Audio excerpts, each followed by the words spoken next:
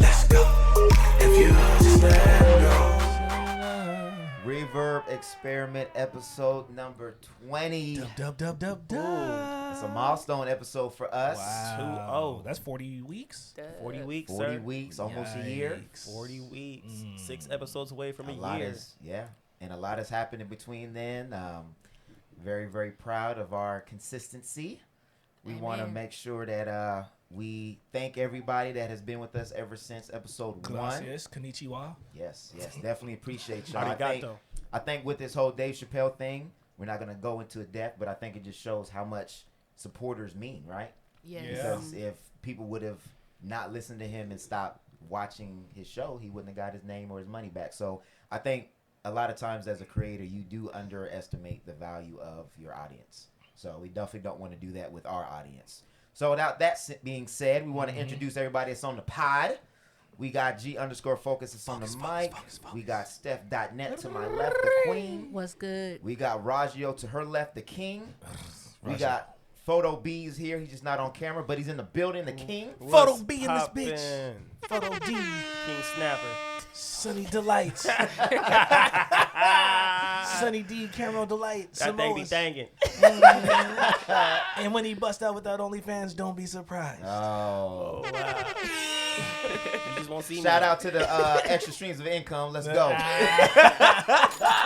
XRP. The Lord will provide. Going to hell. And we have a special guest that we are going to introduce in a minute. But before that, I want to let you guys know what today's show is going to be about. Because Valentine's Day is tomorrow, if you are listening on Monday, then that means it was the day before. We want to talk about love and relationships. Love me tender. Love me sweet. Love and relationships. So our special guest is going to help us with that. We are also going to talk about, for the internet wins again, the Gorilla Glue incident. And it seemed like there was more incidences after that. That was a whole. That's a whole ass story. It was a saga. It was talking about. It's a trilogy. It was a sitcom. That's what it was. It was. It was a whole ass Netflix. We were on episode 4 Netflix of, original series. Of Stick Together. Bonded for life. Bonded for life. The family that prays That's together. her merch. She stays just together. dropped merch. Did she? Yeah. Bonded for life. Hey, shout out to her for taking the Bond of life? Yes. Bond of life. Bonded for life. That's when you go to jail and you got the same salary for an L. I should get breaded. We're going to talk about the rumor. Where the glue at? We're going to talk about the rumored relationship between Dr. Dre and Apryl Jones. Okay. And we're going to give our thoughts on the movie Malcom and Marie that dropped on Netflix about, I think it was like a week ago. Yeah. About a week ago. About a week ago. I know, every time I say that. Hey, man, shout out. Hey, shout and he getting out soon. Smurder. He's getting out soon. He's getting out soon. And you know what he didn't do? He didn't snitch. Oh, hey. I can't wait till he gets out and catches his hat. I can't speak on that because I ain't going to jail for nobody. Tattletale. Oh, well. Just so y'all know. Don't do nothing in front of me. Oh. You know what's fucked up? Is I would never snitch on her. But she'll snitch on you. But now I might have a change of heart. You feel me? First one to do it. Do what you got to do. You ain't shit, blood. Hey. Gotta keep it real. Gotta keep it Snitch real. on you with a coconut smile. I'll tell if you bring me some Burger King. Man. Burger King. I'm that person. All right. On first 48, they Get bring me me- some Red Lobster. Look. Dip Give it in me that some butter, white I'm telling it Hennessy. all. Give me some white Hennessy. That's what it takes? White Hennessy? Nigga, we ain't Oh cool my no more. gosh. All right. So You gotta export that shit. we want to thank all of our listeners via Apple Podcasts, Spotify, YouTube, all streaming platforms. We want to thank everybody that has left reviews, everybody that's in the Reverb Nation. Shout out to y'all. And we want to thank everybody that is following us on Instagram and on Facebook. You guys have been amazing. The show is growing. YouTube is growing. Streams are up. And we want to we don't want to take you guys for granted. So we definitely want to appreciate y'all, because if it wasn't for y'all, we would not be here. And to be honest, I thought we would have been canceled by now. It's up and it's But we're stuck. 20 episodes. Why you so look we at here. me? Because you already know why. Look, Rajeo and Steph looked at me. Hey, bro, I know I got my ways.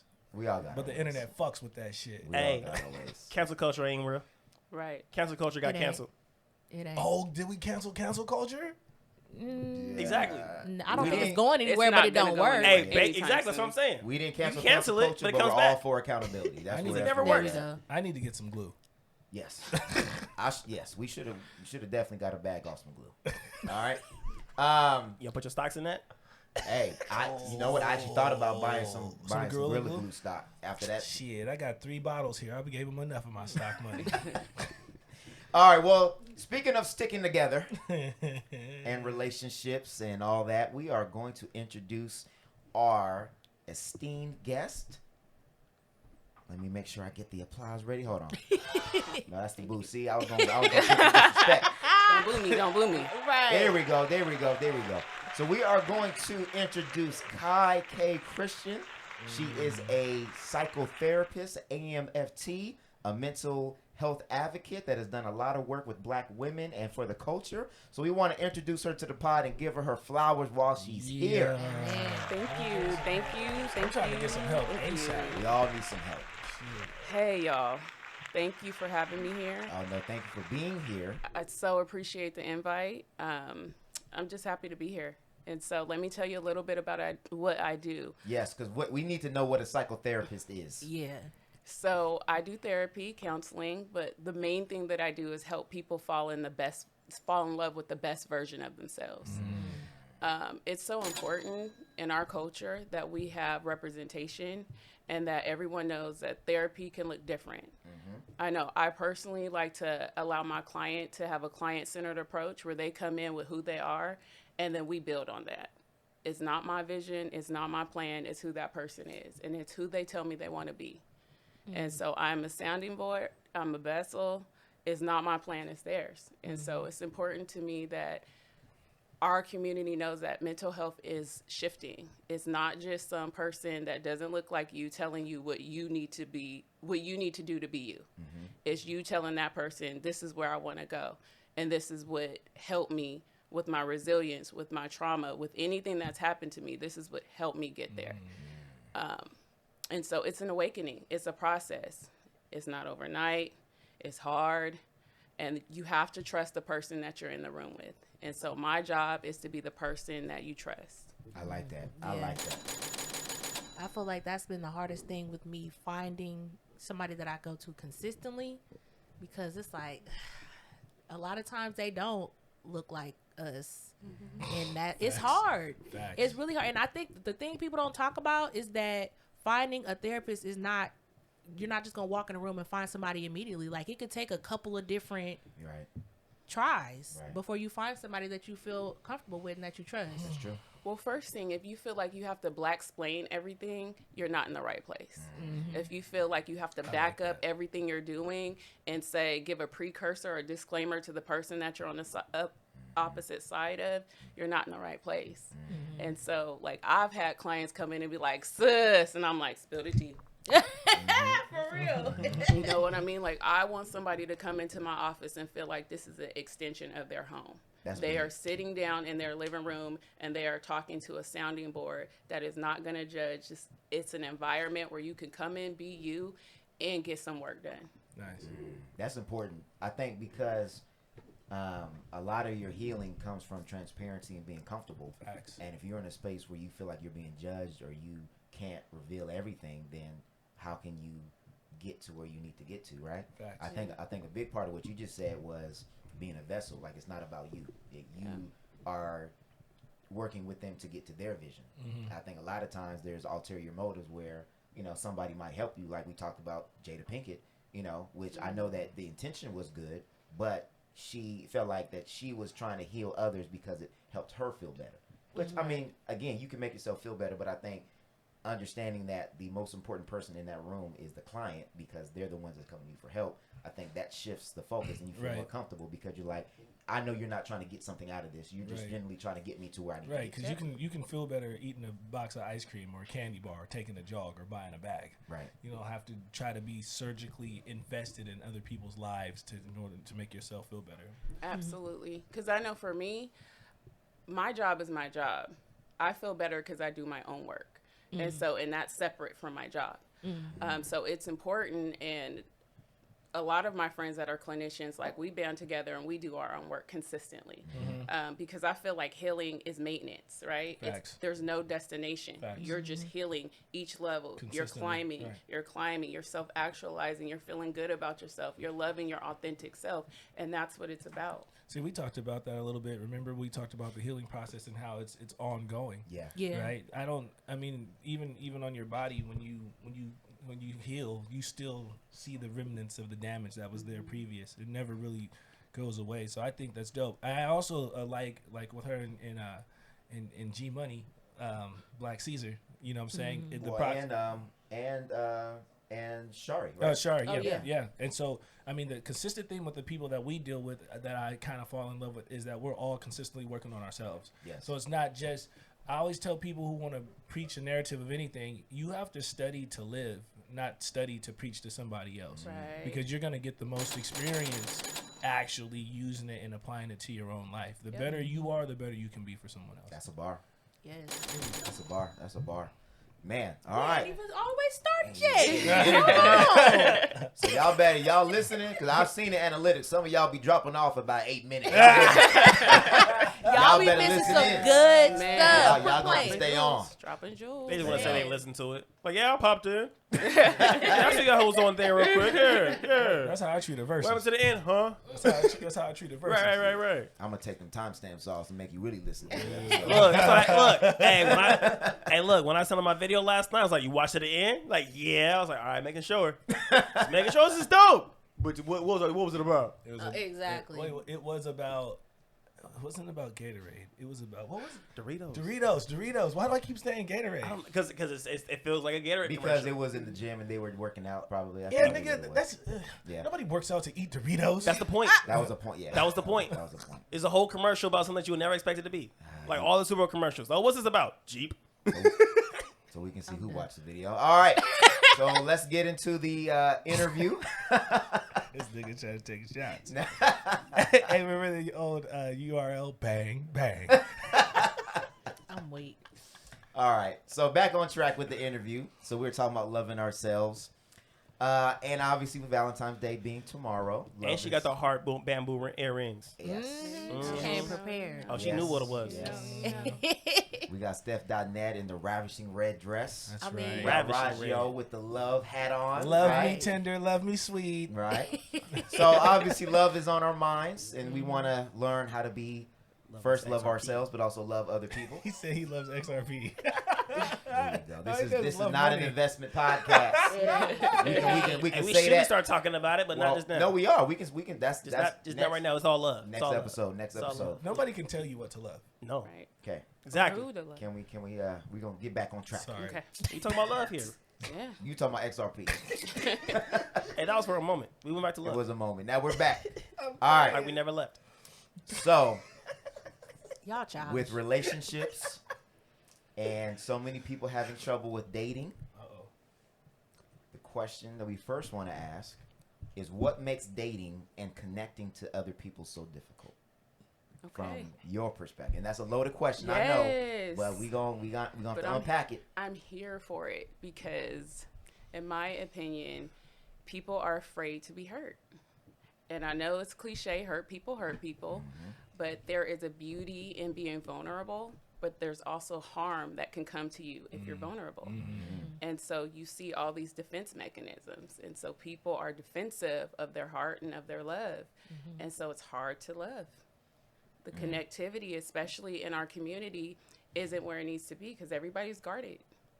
And then when you do love and you do go head over heels for somebody, the community might shame you if it don't look like what they would do. The community got a lot of shit to say. Oh, Yeah, they do. about everybody. They got The all community the is just like they. Just like they and them. So it's like you have to be okay with yourself and loving the way that feels good to you. Boundaries, keeping yourself safe, but knowing that you're going to meet and encounter people that might not know how to love like you. Oh yeah. Yeah. The cost. I'm about to have her on the next Best Heartbreak Ever. She talking about what I'm talking about. On I the think project. honestly, when I think about it, is I feel like everybody is out here trying to act like they don't care about nothing, like Right. unbothered culture. Yeah. That is unbothered culture is toxic as hell. That bothers you?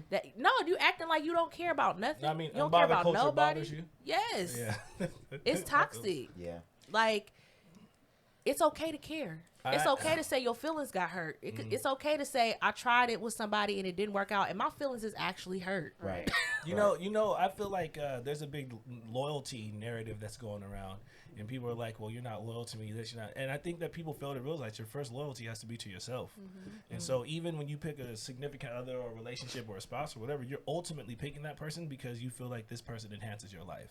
Right. You know what I mean? Yeah. And so when you're looking, when people, I don't think people are honest about their intent of being in a relationship. You know what I mean? And like you said, they're ultimately afraid of being hurt. But I don't think that people really count the cost of what you have to sacrifice or what you have to give or what it really takes to be in a successful situation.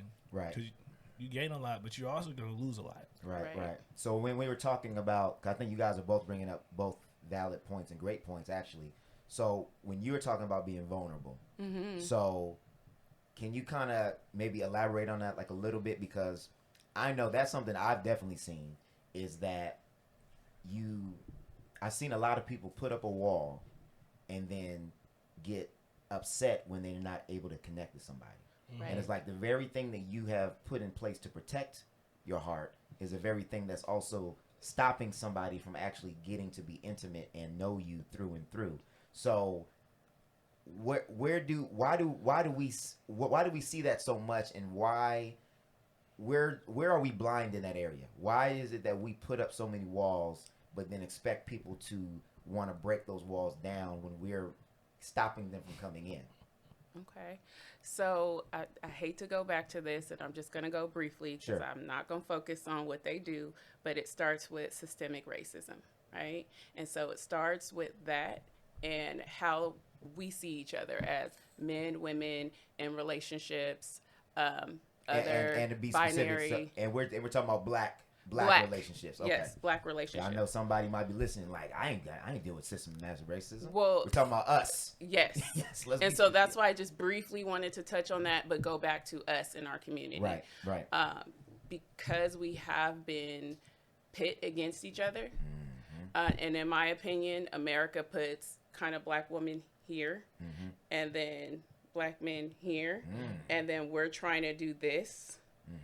And sometimes it looks like this, depending on where you're at in the culture. If you're like in the rap culture, it can go like this. Right. And I really think that we need to learn to just be vulnerable. Say what it is that you want, identify it, and be honest with the other person that's on the receiving end of your love. Give them the opportunity to say, this is what I want or this is what I don't want. Then no one's getting hurt if you're transparent.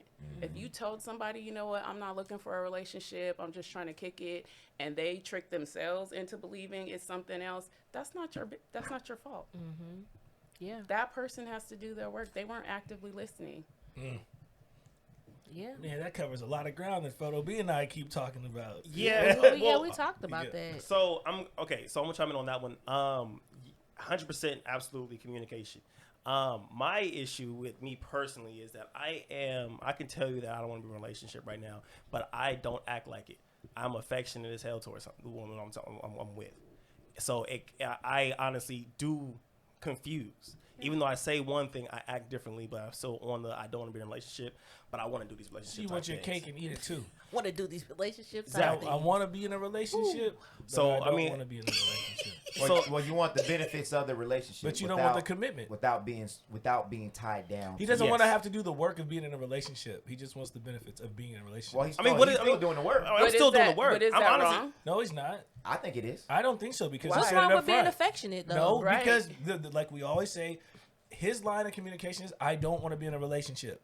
Now, you can fight the uphill battle and try to change his mind, but that doesn't mean he's going to change his mind. Totally get it. But is him being affectionate necessarily the opposite? He already said what he wanted.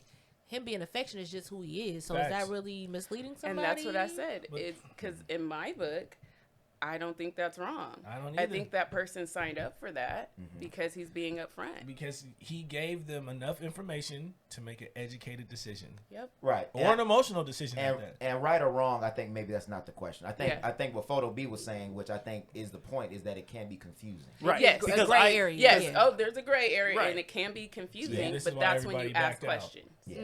That's when you ask questions. That's That's why when you everybody know backed out. yourself. Everybody back Well, up. and I I think feel like that's that's as a woman, if you feel like, you know, he said he don't want to be in a relationship, but it seemed like we doing relationship stuff. I feel like that's when you again say, look, you said A, B, and C, so Right. is that changing, or Has- is this just has to what? be But further people don't want to ask communication. that question. Right. Further No, they communication. want to go with the assumption that this might be in a relationship. I feel like at the same time, because I was that guy too, right? Where I was like, I'm dating, and I don't really want a girlfriend. You know, especially just coming out of all the stuff that I went through. So I get it. Right. We always talk about that though. You know what I mean? That's a recurring thing. Well, I think what Photo B does is different than what I see most men do, which he communicates and He he's doesn't upfront. lie. Right? But a lot of men He doesn't will, let's just be honest, like being in gray. Where, so what are we doing? Building. So what are we doing? We're just kicking it. We're just trying to figure out where this is going to go. And it's like always like a leading. Like you're like, if we vibe, if I like you, then we'll eventually get in a relationship. So then like you're stringing them along thinking that, there's hope. Okay, maybe there is a relationship. And then you 6 months down the line. Okay, so what are we doing? We're still building. Okay, 12 months down the line. What are we doing?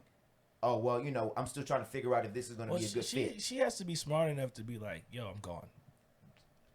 When you are infatuated and when you are in lust and you are thinking that you're in love, Hey, but that can be very blunt. And I'm not. But And again, let's that not act doesn't like absolve. dudes don't be getting strung along too. Yeah, they do. Right. Oh, yeah, we do. Because It happens. We do. They do. you just have to, like I said though. But again though, I feel like what you said. It goes back to what I really really enjoyed is that you went back to systemic racism, because where I like to start at is, you guys know, I like to start at the point where you were raised and how we were raised, Yes.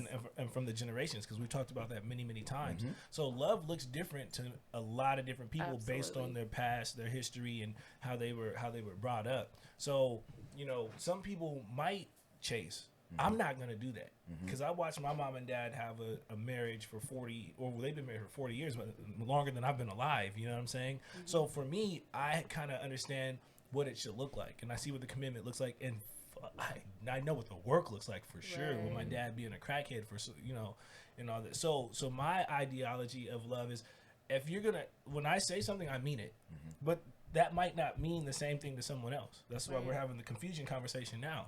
Because he's standing on his word, right? But some people chase that. I'm not chasing nobody. Yeah. Well, I think with communication, there always has to be clarification after the communication. That's facts. And you I always agree. have to continue the clarification. I think you need I do think you need your landmarks and your updates, and I think like any person that's wise, and the reason why I brought up the generations is because you have to know yourself. And you have to, before you really get into a relationship, I feel like you have a responsibility to be loyal to yourself, to figure out what you're willing to deal with, how long you're willing to put up with something. You got to know your self-value. You got to know your worth, right? And if you do not know these things in considerable amount to yourself, then I feel like you can get caught up in a 12-year chase or an 18-month chase or a 2-year chase, and then you turn up empty. Right. You know what I mean? And then that damage accumulates from prior damages. Right. Yeah. And I think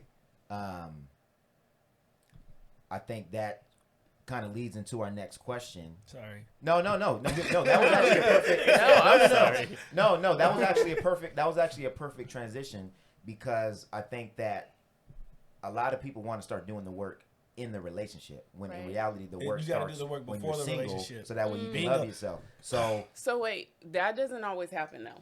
And No, it sometimes doesn't, you yeah. can do the work while you're in the relationship. You just have to know that it's simultaneously. So you have to do your own work Right. and then your couple's work, right? And it can be done, but you gotta.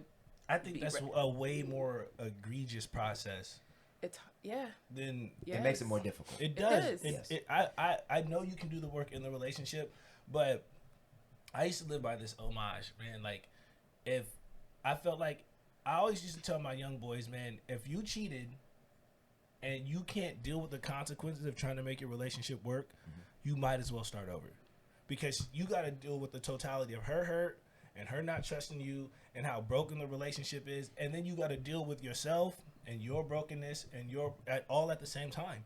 And if you're not mentally capable of being able to place everything in the container it's supposed to be in, like you said, individually and a relationship wise, then all you're doing is destroying everybody even more. Yeah, and you have to be aware of okay that. with she might leave. She even might if you leave, do even all if you the do right the stuff work. after Yes. that, she has a right to not Right. want to be in a Right. relationship. So But I feel like sometimes there's things that you don't realize about yourself until you are in a relationship. Because That's true. I know when I got into a relationship with my husband, I feel like I started to realize things that you don't know if you're not with somebody that's else, when true. you're not That's trying very to true. compromise. You're not even faced with some of the things that you I agree. Right. That's true. faced with. And that's why I say, ideally, yes, do your work before you jump in. But that's just not where we're at. And- That's yeah, true. that's true. And so I wanted to circle back to something that you were saying about foundation, because I normally start there. Like if someone was to come to me, my assessment would be a genogram, where we would talk about grandparents, parents, Bingo. what are there any addictions, are any mental health, like, and almost do a map, a family map of what are you up against, Because you have to know that. Well, and in order to what's come down the line? what's come down the line. Yeah. And it bars, helps bro. It's it bars. helps people understand that people are people, man. We go through stuff. Life is a traumatic experience. When you come out of the birth canal, you are dying. And so that's a traumatic experience within bro. That's itself. facts. And so we have That's to be big able bars. Yeah. we have to be able to tell ourselves, like, everybody has been through it. Not one person walking this planet has had a good life. Not one person. Nah, yeah, I think that That's real. Or The- had it easy. The reality of that is my father just passed last week, and our relationship really didn't get good until maybe before like we've always had a good relationship, but when I realized how important those things were maybe about 4 or 5 years ago when I started asking him questions about how he grew up, how his family grew up, and then I started realizing some of the trauma and things that he went through, and it gave me understanding on why I had to see some of the things that I saw, because he was just a reaction, or he was dealing with the trauma that was passed down from his mom passing away at 13. It made him get into drugs. It made him get into self-medicating and coping, right? But you don't understand that if you don't take the time, like you said, with your spouse or the person that you're dating. Those are things that you have to be willing to explore. You know what I'm saying? Other than that, you'll just be frustrated, and you guys never have a solution, because the communication, there's not a safe space enough for you guys to get into those conversations. Right. You know what I mean? So the perspective that you're using is a trauma-informed perspective, right? And that's where we're looking through a lens of that person's trauma, what they have been through in their life is a strength. The ways that they're coping, we try to add on and help them come up with more positive ways. And so using drugs, using medication, using sex, using food, these are ways that people cope. And I don't like to say they're negative ways of coping. That's just what it is. Right. But there are other ways that feel better for your soul. Yeah, Gotcha. long term better. Long-term Yeah, better. long term better. Yeah. Yeah. Yeah, well, and I think that leads us in. I wanted to have this conversation a while ago, but we just didn't have the time to do it. But I think this is an easy transition, or a good transition into attachment theory, because I think that kind of goes back into the conversation that we're talking about, your history or your past. So if you can, because I'm not qualified to talk about it as well as you are, because I know you have the training and you have the education. Can you just explain what attachment theory is and why it would be important in regards to our relationships or how we connect to people? Yes. So attachment theory in a nutshell talks about the primary caregiver. So that can be a grandparent, a bio parent, a foster parent, an aunt, an uncle, a big brother, big sister, your primary caregiver. And so it's based on how that caregiver responded to your needs as an infant. Did they come when you cried, when you tried to communicate? What was their response? What messaging did you get as an infant? If you cried and they consoled you and rocked you and talked to you or made you smile or do something that modeled joy, then those individuals are more likely to have a secure attachment. If they were going through things, if they were irritated, if they were coping in those ways that we talked about with like drugs and different things, like maybe they couldn't get to you Maybe you had to self-soothe. Maybe you had to raise yourself because that person wasn't capable and their capacity wasn't where they wanted it to be the best parent or caregiver to you. There's so many traumatic events, you guys, that can keep someone from being their best to you, right? And I want to explain it that way because I had to learn it that way. I too have a dad that was on drugs, and I had to make it make sense for me because I didn't want to just believe that this person didn't want to be my dad. Or right, because that is why I feel like I had to go do that work. I had to go do that work because I wanted to understand the greater picture. Number one, I wanted to understand why we had because my dad was present for most of my life. Maybe for most of my life he was there, but so was the drug addiction. So I lived in a home that was run by addiction. You know what I'm saying? So I wanted to go back and I think first I realized how much it impacted my younger siblings, right? And the disconnect that they had with my parents, because they're blaming my mom for keeping him around and they're blaming my dad for being on drugs, right? But with no backstory, you really don't understand what everybody's dealing with. And I think that once you get an understanding of what the other person is dealing with, I think that it opens your mind up to different solutions to the problems. Right, instead of just pointing the finger and being like, "You're a bad person," right? You wanna go back and figure out, what the hell happened to this person? Right. Because then when you really start getting into it, then you can start feeling I think you can start being empathetic. Yep.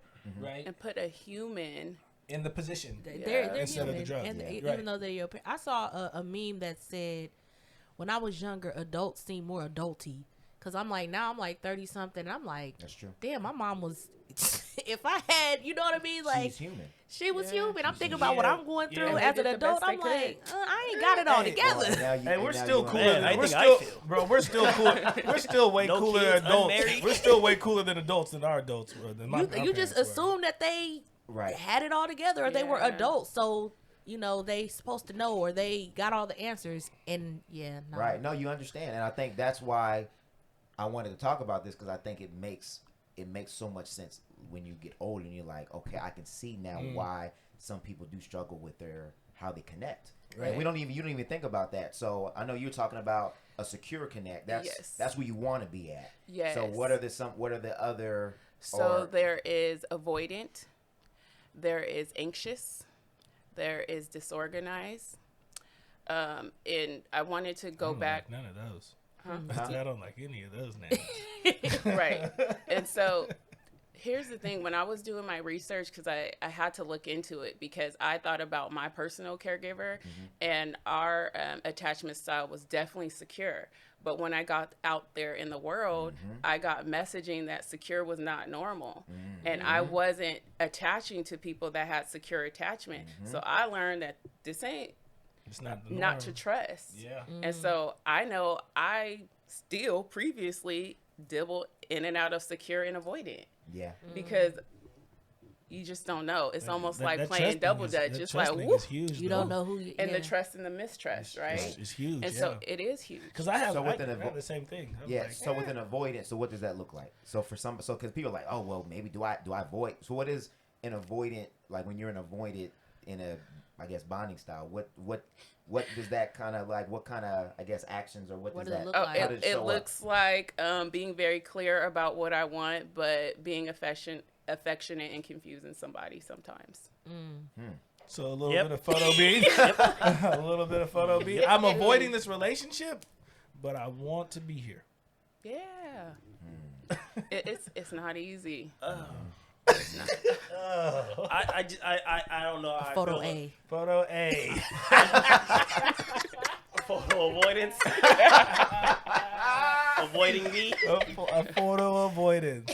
I don't know if I feel like I personally, I guess in my situation, don't like the idea of saying I'm avoiding it. You know what I mean? Because avoiding sounds like you're running from a relationship. Like I'm running from it. Like I really don't want this. If I'm avoiding it, I'm avoiding you.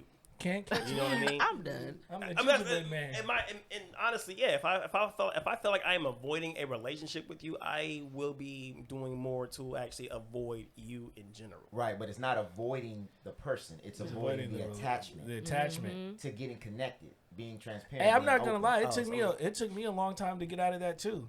because of experiences that I had, and I would see things because my dad was on drugs and my mom was a total Christian, right? It like and then my dad was preaching and being and running the church and all kind of stuff, man. So a lot of the things that I saw in people, I was like, hell no, I'm never dealing with that. Right, because I couldn't understand. Well, because I was avoiding the attachments to those type of traits, not understanding that even though sometimes the traits look alike, they're not the same result. You know what I mean? Right. So yeah. So and just to kind of clear it up, and then we can further the conversation. An avoidant or insecure attachment style is an avoidant attachment develops in children who do not experience sensitive responses from a parent or caregiver to their needs or distress. Children with avoidant attachment may become very independent, both physically and emotionally. But I think it's good to point out that, like what Kai was saying, you can start off with a secure attachment and then develop into avoidant later if you go through traumatic experiences. So, like, a lot of times people have this conversation and say, "Oh, well, you must have bad parents." No, you might have had good parents. No, I'm just an asshole. Then you might have had bad experiences as you go further, and then it also depends on what the other person's attachment style is, right? Too, because it's not just you attaching; you're attaching to somebody else. So I think, in my relationships, I've dealt with a lot of people that have had anxious. Because it's like always like, oh, well, are you gonna leave me? Are you gonna cheat on me? Are you gonna do this? Are you gonna do that? And it's like then you're like questioning every single thing that I do, or there's a reason behind how I say it, or my tone, or my. And now you're pushing me into the avoidance section. But I think what you brought up and what Steph brought up and what you brought up as far as what comes down the line. When you have a better understanding of where that person came from, then you can better deal with it and say, okay, you know what? Maybe I have a little bit more empathy, a little more patience with you now, because it's not just, oh, you're crazy. And it's like, I think that usually comes out once you say you're crazy, it's the volcano's fault. You're dismissing it. Yeah. Exactly. Well, that's why the volcano erupts. Because it's coming from somewhere. How many times have you been in a relationship where they're like, you don't understand what I'm trying to say to you? I don't really, because I didn't do the work for that. You know what I mean? But you have to. I think one thing that when I talk to folks on the phone all the time, we always get back to, we are really the first generation to do any of this work. Between 30 and 40 years old, like that, this is us. As a society, as a culture, that we are. It's important. It's priority. This is us, right? Like our parents didn't know anything about avoidance attachment or anxious attachment or whatever. They were like, the Bible says you get married and that's it, man. Or just therapy, or just therapy in general. No, but let's remember though that they paid the price so we can sit here and say that. Exactly. So we pay homage and respect to the fact that they did what they were told to do. Facts. So we can make our own way. Facts. So, well, and it's a different time because, like I tell my younger siblings all the time, I got older siblings who I feel like kind of understand or should understand, but I always talk to my younger siblings and I'm like, yo, back then, getting your ass beat was Mando, because if you didn't listen and you get out there with them white folks, how our parents grew up, you was gonna die. Yeah. You understand what I'm saying? So everybody's talking about the disciplinary styles and all that stuff. Things change over time because things have changed. Right. You understand what I'm saying? But if we were in racist times and my kids were doing that, I would probably beat them too, right? Because I need you to understand the seriousness of what's going on right now. You don't understand, but I got to get the message to you. Right. And I think I think that coming down, like, again, if you're looking at history, that's why history is so important. That's why learning our history is so important, because it helps us to put everything into scenarios and understand why we had to do things a certain way. You understand what I'm saying? So knowing that between 30 and 40 years old right now, man, and we're the only ones investing, like we're just talking about XRP, right? And we're just talking about cryptos, we're talking about stocks, you're talking about stocks, right? You ever heard your parents talk about stocks? Nope. Exactly. You know, so I think that is it, just having the conversations, like I always say on this podcast, is fire. Yeah. Well, it's just, to me, the way I look at it, it's like a relay race. Your parents are passing you the baton. Absolutely. And sometimes they pass it to you in last place. It's true. And sometimes the baton gets dropped. Sometimes you got to go back to them to go get it. Sometimes they bring it to you. Right. Again, sometimes you in the lead and sometimes you in last place. But when you get the baton, then it's your responsibility. Right. You can't say, man, how come you didn't run faster? How come you didn't do it? No. Nigga, you had the baton. Now I got it. Here's the difference between all of that. we have better access to all of that. Information. We have the information. We could do stocks on our phone. They couldn't. That's true. We can look up research of how to, take care of ourselves mentally on our phone. They couldn't. That's true. They had whatever information they had was through their immediate circle Or and library. Or library. Right. They had to go somewhere else. We get information while laying up in our own house. But again, And if people had to go to the library nowadays, it would they be the wouldn't be same. doing it. It's a lot different. but They open up an Wait, encyclopedia. hold on. We gotta give Photo A the bell or something for that, man. That's true. Good But point. I was gonna add to that and saying that even though the library was accessible, like I said previous, the attention to survival was so much greater Yes. than the attention to education, because we were still trying to get out of Jim Crow, we were still trying to get out of segregation, we were still trying to get out of, we were still just trying to live a regular life, a safe life, right? And they were Emmett Tilling us, you know what I'm saying? And they had people lying on us, burning our houses, you know. So We're not that far removed. Right. No, really I not. was gonna I say, was looking at my mama's birth certificate. It said Negro. I was like, oh what? God, bro. Yo, birth certificate say Negro? No, but it's true though. Like we Yeah. not. When you that are worried far about just getting to the next day, You can't. Right. you can't see 10 years down the line and say, oh, hey, I'm going to invest to make sure that I get generational wealth. No. Blah, blah, blah, I mean, blah. honestly, even Hey, now, people who are in that kind of situation, they can't. Yeah. Well, They got to think about the day to day. And Facts, that's bro. why we're fighting for liberation of all of our people. right. Right. Because, again, when you cannot even think past what you're going to eat for dinner, Survival. how can you But say... that was a bar from that was a bar. Give no thought on tomorrow, because today has enough for you to worry about. Exactly. You know what I'm saying? And that's why when white people say, oh, wait, what is white privilege? Blah, blah, blah. Look, just the privilege that you don't have to worry about dying today Facts. is enough for me. At the hands of a police officer. Where you can think about down the line and passing off and this and that. I'm just trying to make sure that my child is okay today. I'm Facts. trying to make sure I'm okay today. I try I to make it home. I today. try to explain it to my friends all the time on motorcycles. We get pulled over on a bike, and the rest of the guys are white guys. It's two black guys and it's like 3 or 4 white guys. And the first thing when my homies are like, "Don't worry, guys, I got it." Right? Talking to the cops crazy and slamming his hand on the car and all. I can't do that. He came back to me. I was like, "Bro, we free?" He was like, he said, "Yeah, we could go." I was like, "Are you serious?" Right. I Yeah, said, you "Bro, gotta they like would have that. shot me, dog, as soon as I got off the bike. For real. They would have shot me." Facts. You know what I'm saying? Talking crazy like, yeah, What was you- that? Eddie Murphy talking about say something back to his dad. He's like, "You said what?" Man, ain't a game. No, Yeah. but that's, I think, like you said, that point that you're proving that you made was really, really good. is the But you still have to look at the times. Like you said, your mom Negro, we all the same age. Well, yeah, That's I mean, bananas. And one of the things that we have that I think they didn't have back then is we talk about information, right? We talked about, I know we talked about our history, but now a lot of us are in relationships or now at 30, 40, some of us that are 20 with, I know.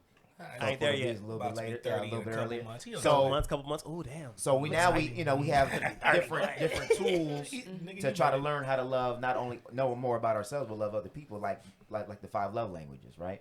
So obviously that's a tool that they didn't have that now we do have. So while we have Miss Kai here, wanted to ask her because I've seen it be used in so many different ways.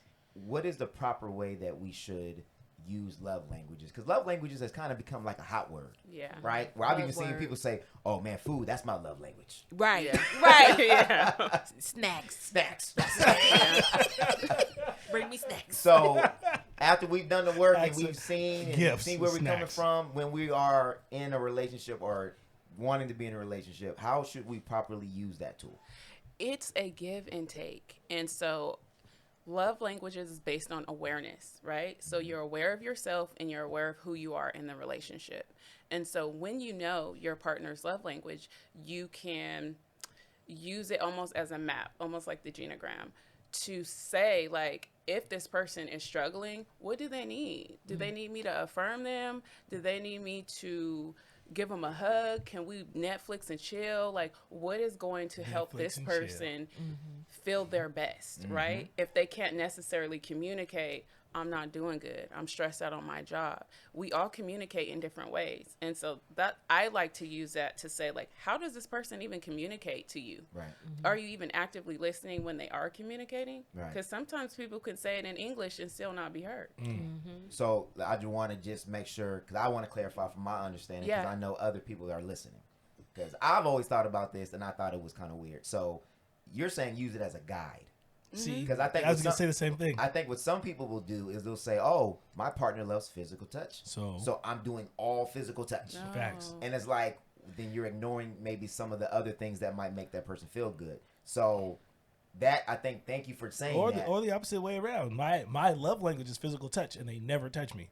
Right. You know what I mean? And then people will gauge that and say, well, then you don't love me. You don't love me because you're not touching And me. it's like, well, no, what is their love language? That's why. And so That's do you how I make was. that person- That's how I was when I started talking to people that like my love language is gifts. I was like, mine is disappearing. That's my love language. I'm gonna gift you with my lack of presence. And you're gonna have that eternally. So you're saying that love languages that for us, we should not focus on how we're being loved, but focus on loving your partner with the love language that they have. Right, More 'cause it- focus on giving than receiving. But yes, because it can shift, it can change. Like, we dropped a little quiz. I took the quiz, and I thought my love language was touch and quality time. And I say that, touch, quality time. But when I took the quiz, it said acts of service and words of affirmations, I think, were the top two. And I was thinking, like, am I shifting? And then I was thinking, well, it's just a quiz, so it's a map. I get to decide in the moment what's going to be good for me. It's important for you. Yes, and then it's my job to tell my partner, my friends, That's why this this is how shit I is need so to be loved. confusing. It is. I love the fact that you said my friends, because I feel like people neglect that. As far as in friendships, love languages apply to friendships as well too. Oh, I thought you was just talking about when you're auntie. and parenting. Yeah. Yeah. Facts. Facts. Yeah. My kids' love language is beatings. Shut up. Wow. It's wall squats. My kids love wall touch. squats. Just hold the butts. Please. Acts of Wall service. squats. Yeah, the access. My Please kids do love not Quality call time. CPS on Rajeo. I'm weak. Quality time. quality time. Sit on the wall. I'm done. Please don't call CPS on Rajeo. No, nothing wrong with a little bit of wall time. Builds character. Wall Yeah, time. just- Bro, I let their arms get so tired that I'd be like, I need push-ups. Oh my God. And then my son is like, I'm not messing up the rest of the day.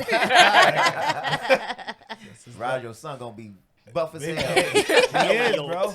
Because you know how little boys he be extra tough on that wall. And then he start doing the push-ups, and then he start crying, and then I'd be like, all right, bro, you could be done. Yeah.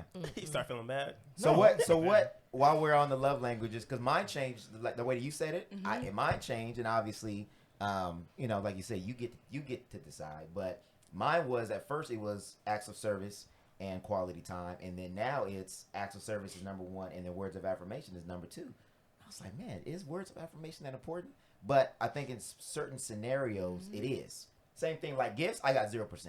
Me too. I'm not a big gift giver, or a gift receiver, excuse me. Me either. But on my birthday, I do need to see some type of appreciation. That's and my obviously birthday. most people do give gifts. You better So I'm give just saying, like, I can't say 100%. oh well Gifts on just my don't matter. on my birthday 100% gifts on acts my of birthday? service, I don't want no gift. It's no, I would like Like to to have be at least a token of appreciated. appreciation. So I think that's a perfect it's example sex, that bro. You're gonna get some sex that for if your you birthday. say that to your partner, sex is not a gift. I knew you just say that. I It's knew. not a gift. It's definitely, and it's definitely not a not gift a on gift. Valentine's Day It's either. not a Right. gift on Oh, Valentine's It's Lord. appreciated, I but don't it's Hey, not if a you gift. got gift sex either. for Valentine's Day, leave them. If that's all you got, leave them. It's not a gift.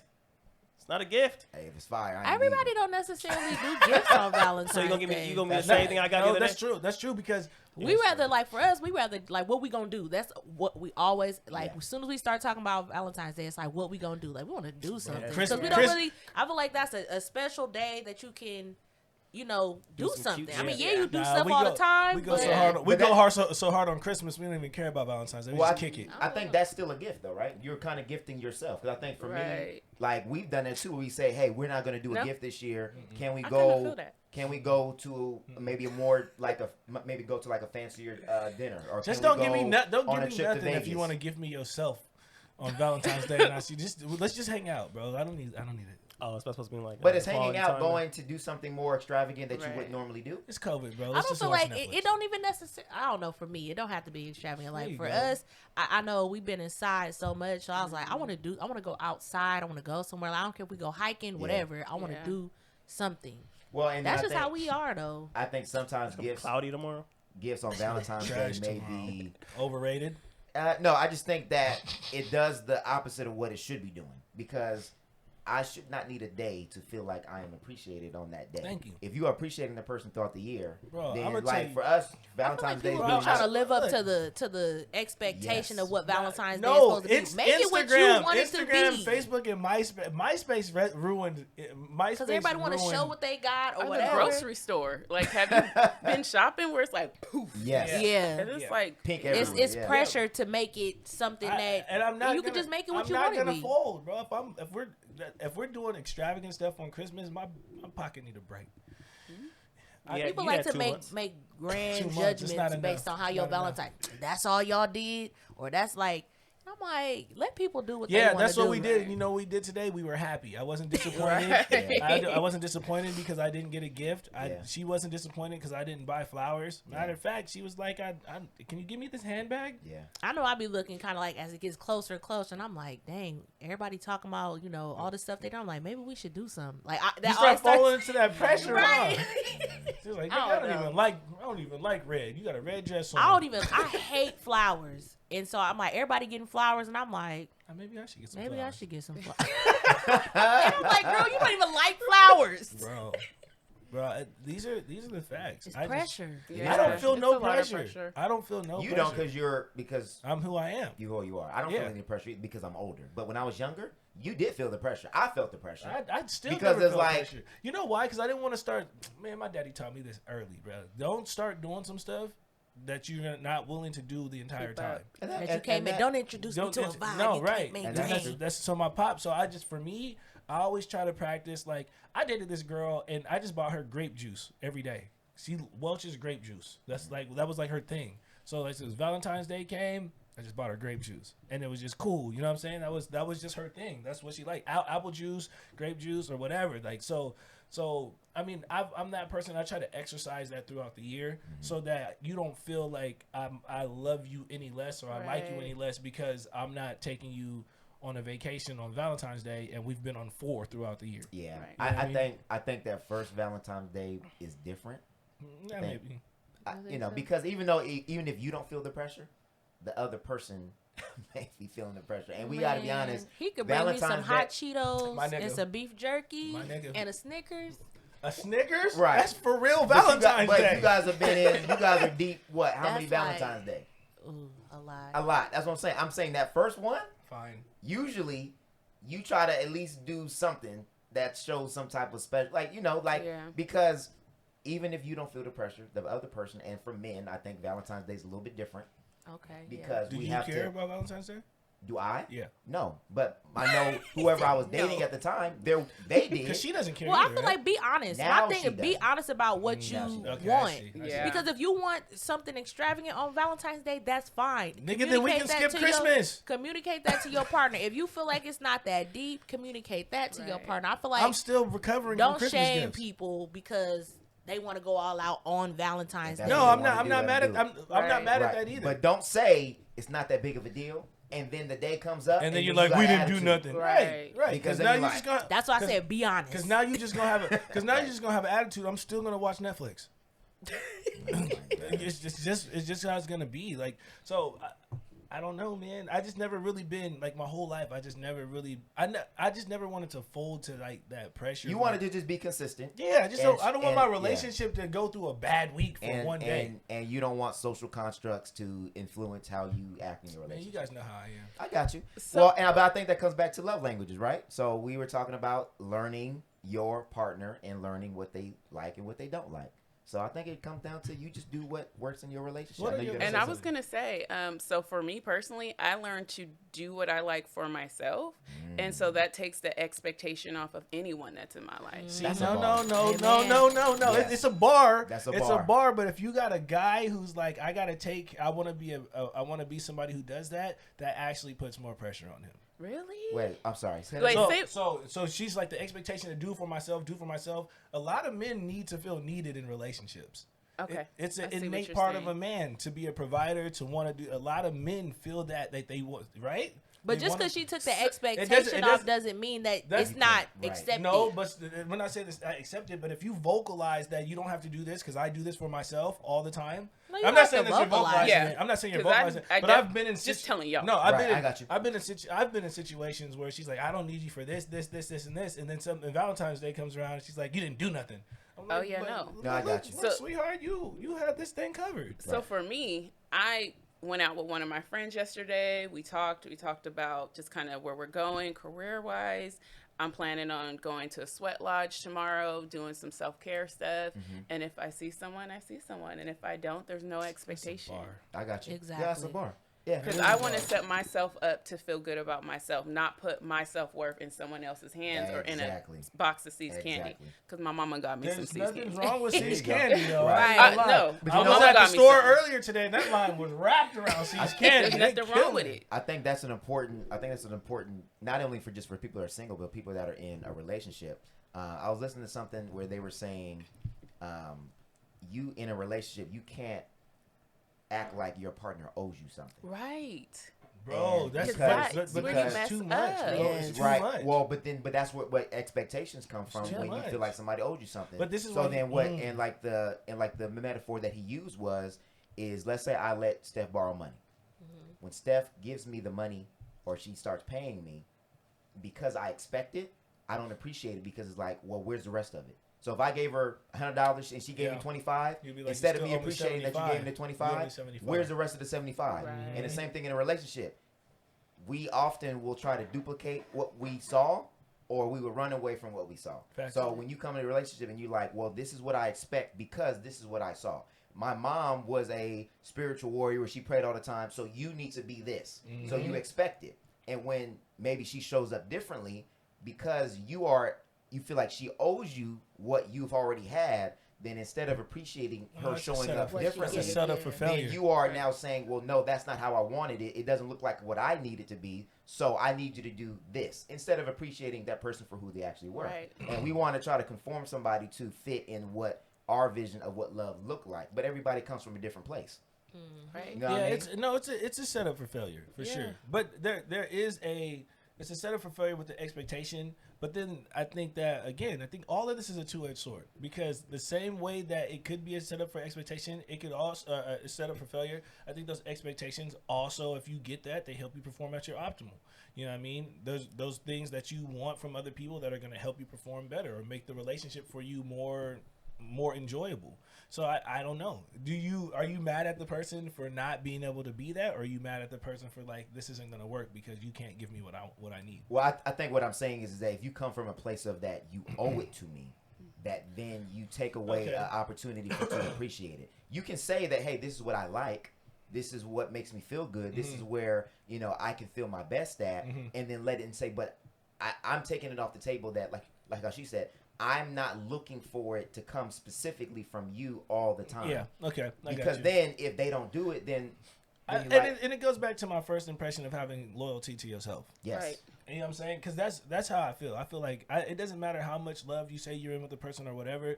You still have to take accountability for yourself. Yes. And even in your relationship is generally to enhance your personal being. Yeah. Right. Right? Yeah. You're not in a relationship just to enhance somebody else first, but you're attracted to them because of what they come with that can complement your life and enhance your own situation. Yes. If you're being honest. And self-care is the best one. I think that's what Kyle was Right. getting to, is that Yeah. she went out and did, you said that you went out and did some self-care stuff. Yeah. So that way if Now I'm something gonna go doesn't take a happen mud Valentine's bath. Day, That then sounds amazing. I love that. Calistoga. A mud Um, Calistoga? Mm-hmm. High five. Oh, see, look She at that. knows what's up. Look at that. I want more. I think that's acts of Have service, you right? have you Shout gone? out to Have you gone to Calistoga? And I had have mud? not. You It need is to go. amazing. I'm gonna go. You need to I'm go. gonna check it out. Go get the It's 2 hour with the 1 hour mud bath. It and go stank get the though. massage. Tell him it stank. Tell him Wait. it He's stank. like, tell him the It truth. You got to That's- get past They that. Acts of service. That's where I'm at, right? Okay. Bro, Um, when I was wiggling down, it was so hot at the bottom. Feels so good. Oh my god! But you just be like, I Anyway, want to try it. anyway, we Yes. should all go do that. Okay, sounds good to me. I think we're talking about a lot of That's rich people taboo. stuff. It is. We're talking about a lot of taboo topics that have happened in the Black community: love, mental health, background, 5 love languages, secure theory. What? Obviously, in your field, you've probably seen the whole gambit. So we don't have a psychotherapist on the show every day. So in your field, what are some common misconceptions that you would like to debunk? And obviously, in regards to relationships and things like that. But what are some things that we as a culture that we kind of run with that when you sit down with people one-on-one that you have to like? I would say that couples cannot work through cheating or infidelities. I think that is a myth because I've seen it. High five. That's I've a good seen one. it work. I am the only person But on they- the whole Reverb page that said it could happen. Everybody was like, nope. No.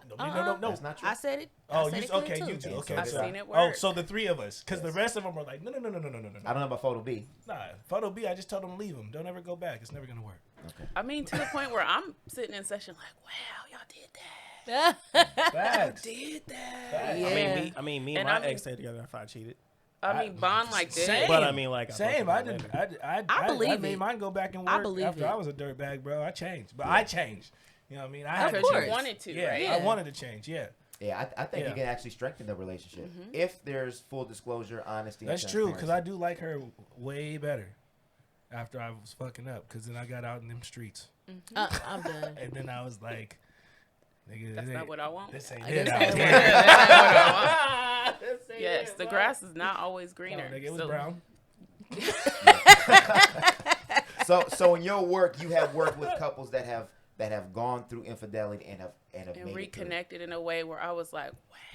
It's fire. That's inspirational. You know, because It sometimes we'll say, like, let's take Beyonce and Jay-Z. People will be like, that's fake. They not really riding for each other. We don't know. Yeah. But I've personally seen someone have infidelities and they come back strong and the bounce back is like no other and it's not fake. Yeah, They did the work. Yes. And that's why I said it can, because did the work is the part that's going to be the deciding factor. So that's why I'm like, you can. You Yeah. can, but you got gotta do that work. It takes a lot of healing to Yeah. on both sides. Yeah. And you have to be ready. You have to be ready to dig in that situation. You know what I'm saying? It's true. For me, I literally had to be out in the streets. You know what I'm saying, and try to make it work with other situations. Y'all know, y'all was there. You know what I mean? But Where? I think you got to get to the root. Yeah. You gotta get to the root. To the of it. root Yeah. of, because of how you even got there in the first place. Yes. I You would, do. yeah, I mean, but again, though, this is so for me. It's because I didn't take the time to heal in my previous things, right? And so I was just out here like, yo, I'm gonna do whatever I want. I don't care. You know what I mean? And then so I was just a heartbreaker. Hence the best heartbreak ever. But shameless plug. but that was my thing, and I had to be real with myself, and I had to understand. Yo, I'm really out here destroying people. I think the sensitivity and the guilt I felt for hurting other people was really what made me change, because I didn't really realize like how much, because of the way I handled How much when I was damage. going, Yeah. because I can handle so much, Yeah. right? I was just like, okay, I'm gonna move on with my life, Right. right? But so I kind of expected that from other people, and it was not to that, Got it. That makes sense. Yeah. right? So Well, while we're talking sorry. about healing and doing the work, what are some tools that we can use to, one, for people that are single, prepare ourselves while being single, or two, help enhance our relationships if we are already in one? So let's do single first. Okay. Finding things that make you happy, like self-care, the positive ways to cope. We just mentioned like the Calistoga, maybe the jogging, meditating, praying, going to the studio, yeah, that works.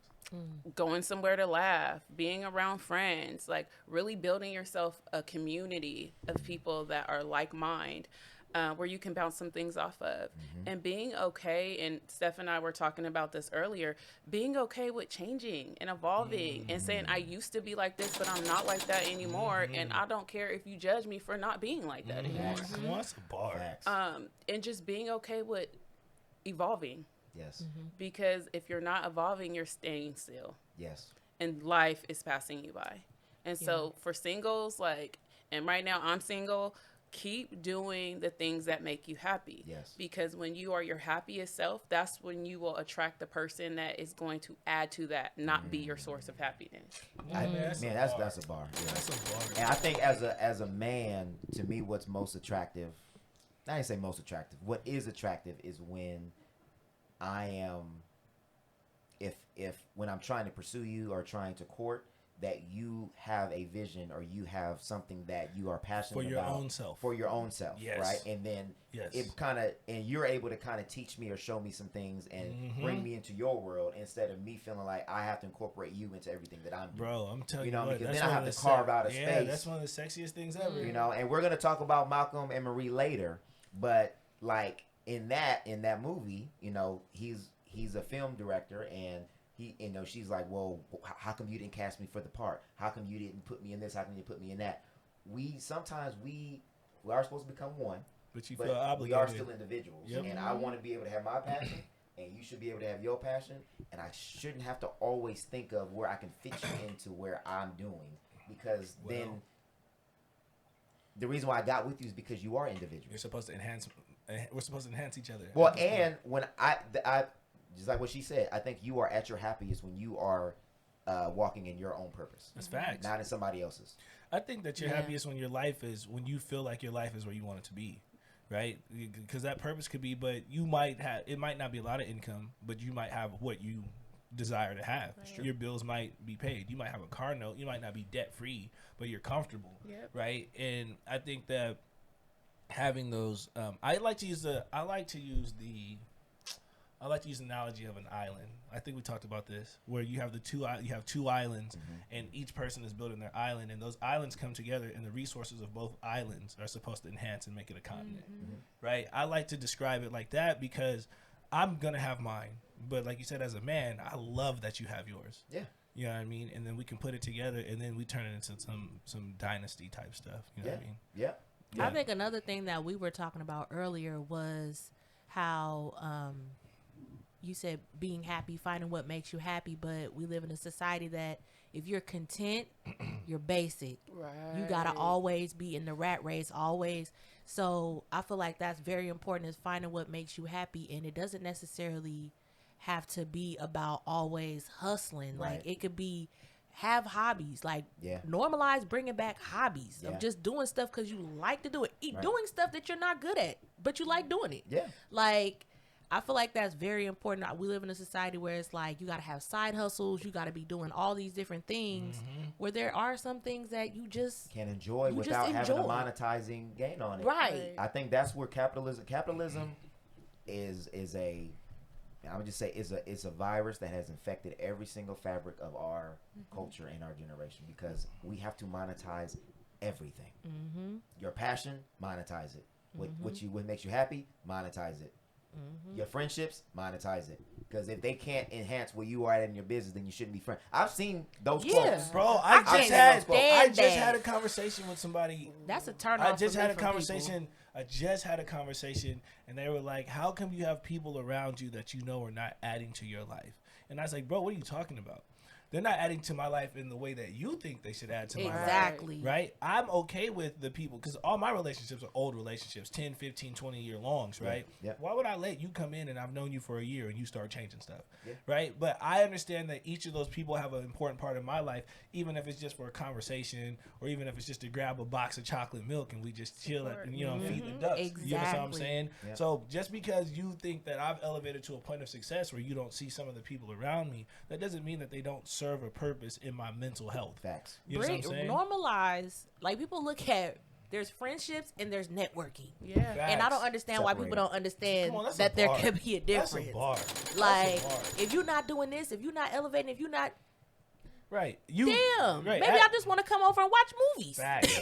Maybe that ain't enough. Right. Maybe I just love you on the fact that I just genuinely love you and we have a relationship. Yeah. Or I don't need anything necessarily. Like, I don't need you to enhance my business or like I feel like people are making friendships solely about networking, and sometimes a lot of times it's But a those turn aren't off real for me. friends. Those aren't your Yeah, real like friends. it What doesn't they feel can bring to genuine you. to me when It's people not. approach me. Like I told you about the girl that had was always, you know, in my inbox, or it just seemed like it was genuine communication until she asked me to do some stuff for her, and I said no, and then all of a sudden it was like blocked. I'm like, damn. This is So you a- was only talking to me to see if I would. It's a prime example of Wait, self loyalty. But she meant to, yeah. Self loyalty. Yeah. It do not be- a lot of an- times it's not an innate genuine. it's an innate part of a person to fend for themselves. Yeah. So I don't really have a problem with capitalizing on your gifts, because I feel like if you're good enough to do something and people want to pay you to do it, Oh, that's fine. That's fine. fine. But I feel like if capital is your only goal in life, or networking is your only goal in life, and then you find yourself lonely and hurt and sad, you With did no it- genuine Well, connection. You did it to Right. yourself. Well, that's why you have shallow relationships. Right, you Yeah. did it to yourself. It's a transactional relationship. I do for you if you do for me. Yeah, that's But some true. people get to a point, though, for me, certain things that I enjoy doing, I like to do. It's for me. Like I don't have to share everything that I do. So I had talked about I love reading, but I said I love writing. People was like, you write? And I'm like, yeah, but that's just something I keep for me. I don't share that. You know what I mean? So I feel like sometimes when people try to monetize things, they stop enjoying them. Of Because that's course. happened to me a lot of Oh, times. me Where I too. try to monetize something because I like doing it. Then I'm like, damn, I don't even enjoy it as much Well, anymore. and that's me and Rajeo had that conversation when I was doing music. That's exactly what happened. When I started getting into the conversation of monetizing it and selling it, I hated doing it. Yeah. Because then I felt pressure to do it a certain way, and it's like that. The whole reason why I did it was Because self-expression. It's an outlet. It's Some outlet. stuff can just be That's that. he's an original hip hop head. Me, I'm selling everything. And that's fine. And there's nothing wrong with Right. either. Right. But we but have I, to be. I love the bustle of business. Like I absolutely I don't know what it is about making transactions or you know, marking my price, or even just sitting down in the creation process and knowing that this already has a home. You know what I mean? Yeah. I think for me, I get the fulfillment out of probably that the most. Well, and we all have a why. So I think the number one thing that we're talking about here is for singles is to find something that you love and to continue doing Please it. do, and because Yeah. nobody wants to develop be and with to a grow, Invest right? in it. Somebody that's miserable. what do Like, they call them, a succubus? Nobody wants to be with yeah. that person. I mean, and can we normalize being loyal to yourself and committed to your friendships? Bro. Like, Yeah. where's the commitment? Where's the longevity in loving someone through their faults? I mean, that's how this came about. I've known G since we were in children's church. You know I what found What that church? I love people Calvary? through their faults, but That's they don't what's up. necessarily love me through mine. I think everybody Yeah. went to I think Calvary. that's what's always happened to me is like I'll love somebody through their faults, but they don't love and accept me. You don't get the Yeah. reciprocation. I don't get that back. We That- talked that's- about that too. I Yeah. don't get that back. That's and one that of that's those- hurts. Yeah. That's That a hard hurts. lesson for you to give grace to somebody and then you don't receive that same. You You don't know get that what same though? grace. But the beef is not on you no more. No, it's not, You know what and I'm that's why I saying? do it so that way I can be comfortable Yeah. with Be how free. I left Because it. So because who wants Right. to walk around with the burden? Like my pop just passed, and I can only imagine like all the people my dad was good to, and they treated him bad. And you know what I'm saying? Like you gotta live with that. yeah, but You know what I'm but saying? He's resting easy and And rest he's in not peace. even Right. tripping, bro. Rest He's in out. Right. peace to You know what I'm Ronnie saying? Allen Sr. Man. Yeah, I mean he's Our so, but- condolences. Thank you, bro. But you know what I'm saying? So I get it. I can see. I just for my own personal well-being, I couldn't walk around frustrated every day about somebody or somebody's name or somebody says their name and it just drives me crazy. No, I Now, got don't get me wrong. There's people that you might bring up and I'll be like, yeah, nigga, we'll never mess with that nigga. No, I But got I'm not mad at him. You know what I Yeah. mean? Right. It's a difference. Photobino. Yeah. It's a difference. I don't want to get off too off course here because I know the relationship people we're waiting on the second part You of know the I'm question. waiting. I need this So, answer. what tools can people who are in relationships use to help enhance their relationships? So there's a couple of things that I like to use. There's some interventions where, and I'm actually getting ready to go to Atlanta. There's like a Afro yoga where it's a couples Afro yoga where it's That a just lot sounds of touch. Oh, Yeah, it's a different way Afro to enjoy foreplay. It's a different way to connect Downward with your facing partner. dog, baby. Yes, and there's a lot of like ball work and Stop just- it! Don't. What? Don't. You didn't even let me say what I was gonna say. I saw it. You looked at you. I saw it. I don't like you sitting over there. Okay, I'm sorry. What were we saying about balls? So, ball work, like the big one. Sitting on the ball. Where you sit on it and your That didn't help. Sitting on the balls. Yeah. Childish. Sitting on the ball. So, Okay. where your partner is supporting you and it's just that physical touch. Just connecting. Don't look at me, bro. Y'all Just childish. connecting. So there's Y'all so many, childish. there's so many different interventions that help you connect, right? And Okay. remind you why you fell in love with that person. So Afro yoga. Ball work is definitely a reason to fall in love with someone if everything else is I'm alright. done with you. Okay, Afro yoga Yes. will help with physical touch and becoming intimate. Okay, I like that. I think I've seen that on what's that show? I saw a Ready meme. to I think I Love? saw a meme about it. Ready to Love, where they were doing. So there's an Saw it on actual porno. studio Like, in Atlanta that I'm gonna go check I out. think Nice. I saw a post like some that had kind of went viral, and like Oh, they were with the like- girl in the background, was she in the? there was like Oh, one she was single. like, it was a whole couple. Yeah, she it was by like herself. all the Oh, couples in the okay. one, And and I everybody said was she like a G. kinda hugging. Yeah. Okay. Yes, that's So- the one I saw. So I want to go to an actual studio that does that. Yeah. To just check it out and see like how do we bring something like that to Sacramento? It's Like, more rich. That would be dope. This is more rich Oh. people stuff. Go to That'd be Atlanta dope. just to go do yoga. No, I no, think that's not right. it's a Wait way. a minute. It's a way. It's We a way gotta to start connect. hanging out with her. I Wait think a- it's important though, because like I think couples should do stuff like dance classes together, Yes. whatever, just because it makes things What if your fun. partner can't dance? That's why you go to dance class. Exactly. It makes it not. Didn't fun. we just say bring back hobbies? You don't have to necessarily be good at it. Right, like even like karaoke or like just something I know that somebody who likes karaoke. that gives you a chance to be with your partner away from like home life or Yeah. get them away from work life. Get that away from things, And just let right? loose. From the Yes. pressure, Yeah. the stress of just living, right? Because people are trying to figure out how to pay bills right now, how to live, how not to be homeless, how to see their families. So that alone time is important. Yes, And and if it's- you do that, please turn off your phone. Yeah. Or leave your phone in the car or something. Just enjoy your partner when you out doing something like that. Nobody wants to be in Afro yoga, then you checking your phone. And Afro doing yoga like with the phone? That's Yeah, disrespectful. there's a lot. There's people that are in business people that they are can't. checking their Yeah. phone or just social media. No. They're checking the phone all the time. When I go out to eat, well, before COVID, I would go out to eat, and I like the people watch a little bit, and I look I around, love and I'll people see watching. I'll see people at the dinner table facing each other and doing like this the whole time, and like, oh, so what was you saying? Oh, okay. And it's like, well, what's the point of you being out on a date if you're gonna be on your phone the entire Bro, you time? know what we do? We just look at videos and show each other videos. It's hilarious. While you're eating? Yeah, bro. We're always jokes and fun, bro. Okay. I'm not knocking that. Just I mean, that's still And I- part of like interacting with each that's other. still interacting. Yeah, I think the point Yeah. I'm saying is if Nah, you're on I your won't phone, be doing no business. yeah, when you're not like that, interacting nah. with your. And I was also gonna say what works for you, right? Yeah. And Yeah. so Yeah. I'm always hesitant to say like what couples should be doing because they get to determine what they're doing. I can speak from singles because that's where I'm at and that's what I'm doing, right? I got And you. so the couple has to determine like what do you like to do for fun? Like go back to the drawing board. Do you like to play games? Do you like game night? Do you like to have people over? Like Yeah. I mean, I know it's COVID, but just things that help you Help you connect. just COVID grow and gaming. connect. Yeah. Yeah. I Well, think in I'ma my say it. relationship, it Wait, took okay, it took go a lot for us to stop trying to live up to what people thought what our relationship should look like. Once we stopped, like, well, you're not supposed to do that. When we're not supposed to be on the phone. Like, when we stopped trying to live up to those standards and just creating what worked for us, Facts. things went Smooth. way smoother. Yeah.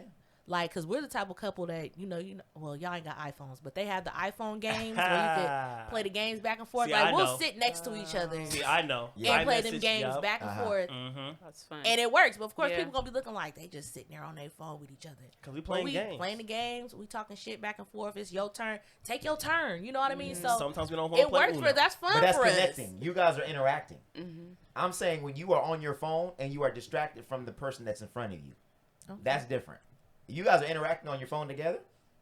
I feel That's like fine. phones get a bad rap because sometimes some people like to go to dinner. They like to take pictures of their food. I don't see nothing wrong with That's that. still interacting. I'm saying What he's saying is when you're in your phone and you guys are sitting here and you're not having any conversation and you're just distracted. scrolling. And I've seen that too, so I know what you're talking about. Yeah, that's what I'm saying. All the time. I see. It's like Why a go out- teenager at dinner with the parents. Like there's no interaction at There's all. no interaction. Yeah. You're not talking. You're not discussing anything. You're eating, and you are actually literally cell phones are distracting or having a conversation with Cell another phones person. run our lives, bro. I ain't gonna lie. Yeah, that's all I'm They saying. do. Because the whole point of the question was what can enhance your relationship. I think you being distracted from the person you are in front of you does not enhance your relationship. She can't say it. I'm saying it. And that's just, I'm going to stand on it. If you got an issue with it. He's gonna stand on his word. If you got an issue with it, meet me on the Reverb Nation on Reverb Avenue. Nobody really wants to see us no more. I think we done killed too many people. I already told him I've been doing this since the Yahoo chat room. We ain't trying to see me on AOL chat. I had to wait for dial-up to get my response on. All right, well, That boy's in the aim. we had a actual special. Speaking of Reverb Nation, we had a special question that we wanted to ask Miss Kai since she's here, and we're gonna let her respond, and then we are gonna go to One's Gotta Go so we can get to the internet wins again. The question is, and I'm not gonna say her name, Fine. but I do have to say that it is her because I think it gives better context. So the question is do you continue to love a man that is stubborn and has irrational thinking about everything, also never listens to advice? Can you read it again, please? I didn't make sure I'm really hearing it The correctly. question is... Question ain't for you. Yeah. No, it is for me because it's about a man. Here we go. The question is, do you continue to love a man that is stubborn and has irrational thinking about everything, also never listens to advice? So this is loving, not dating. I can only read the question. I don't know. Okay, let's do it. So, unpopular opinion, I would need to know more because I would want to know what work she's doing. Because the nature of the question leads me to believe that you already have answers to how you're feeling about your partner. That you've already been loving him and trying to change him, and that you're kind of tired of the behavior that you're outlining. So my solution would be to put it back on you. And what can you do so you don't feel like that? Can you leave so you don't feel like that? Give her some change, bro. Can you communicate so you don't feel like that? What are some things that you're willing to do and take ownership of why you're feeling that way? Ching, ching, ching, ching, ching, ching, ching. Because from my perspective, that's exactly what I would have said. Because I feel like it's a finger pointing question, right? And then we're not just talking about like dating; we're talking about like love, right? How do you continue to love someone who's irrational and this and that? And if they're irrational and you've been around for long enough, you know they're probably irrational. Or you should try to go back and figure out why their rationale is as such. Because it's two people in the relationship. Yeah. I like to take ownership because I always say that you only have control over yourself. So if you're in a situation that you're not happy with, again, you could communicate with that person. And if they're not receptive, then you also have the option to leave. But it's all about ownership and what you can do to change the situation. That's true. Photo B. It depends if you feel like it's worth it or not. Yeah. I think that would be my question is when you say that you are continuing to love the man, what part of him did you fall in love with? And is that still present? And what's keeping you there?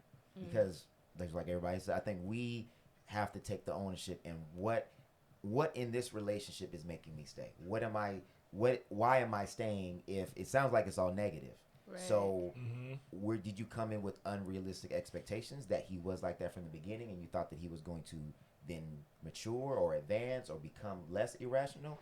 Or did he change? Like, I don't know, but you have to figure out what part of that relationship are you tied to. Because if this is what it is and you are only holding on to hope because you thought that you would be able to make him into a different man, then you should have just, the man that you wanted him to be, that's who you should have pursued or got with in the first place. Not only that, is you kind of think of like, what is he being stubborn about?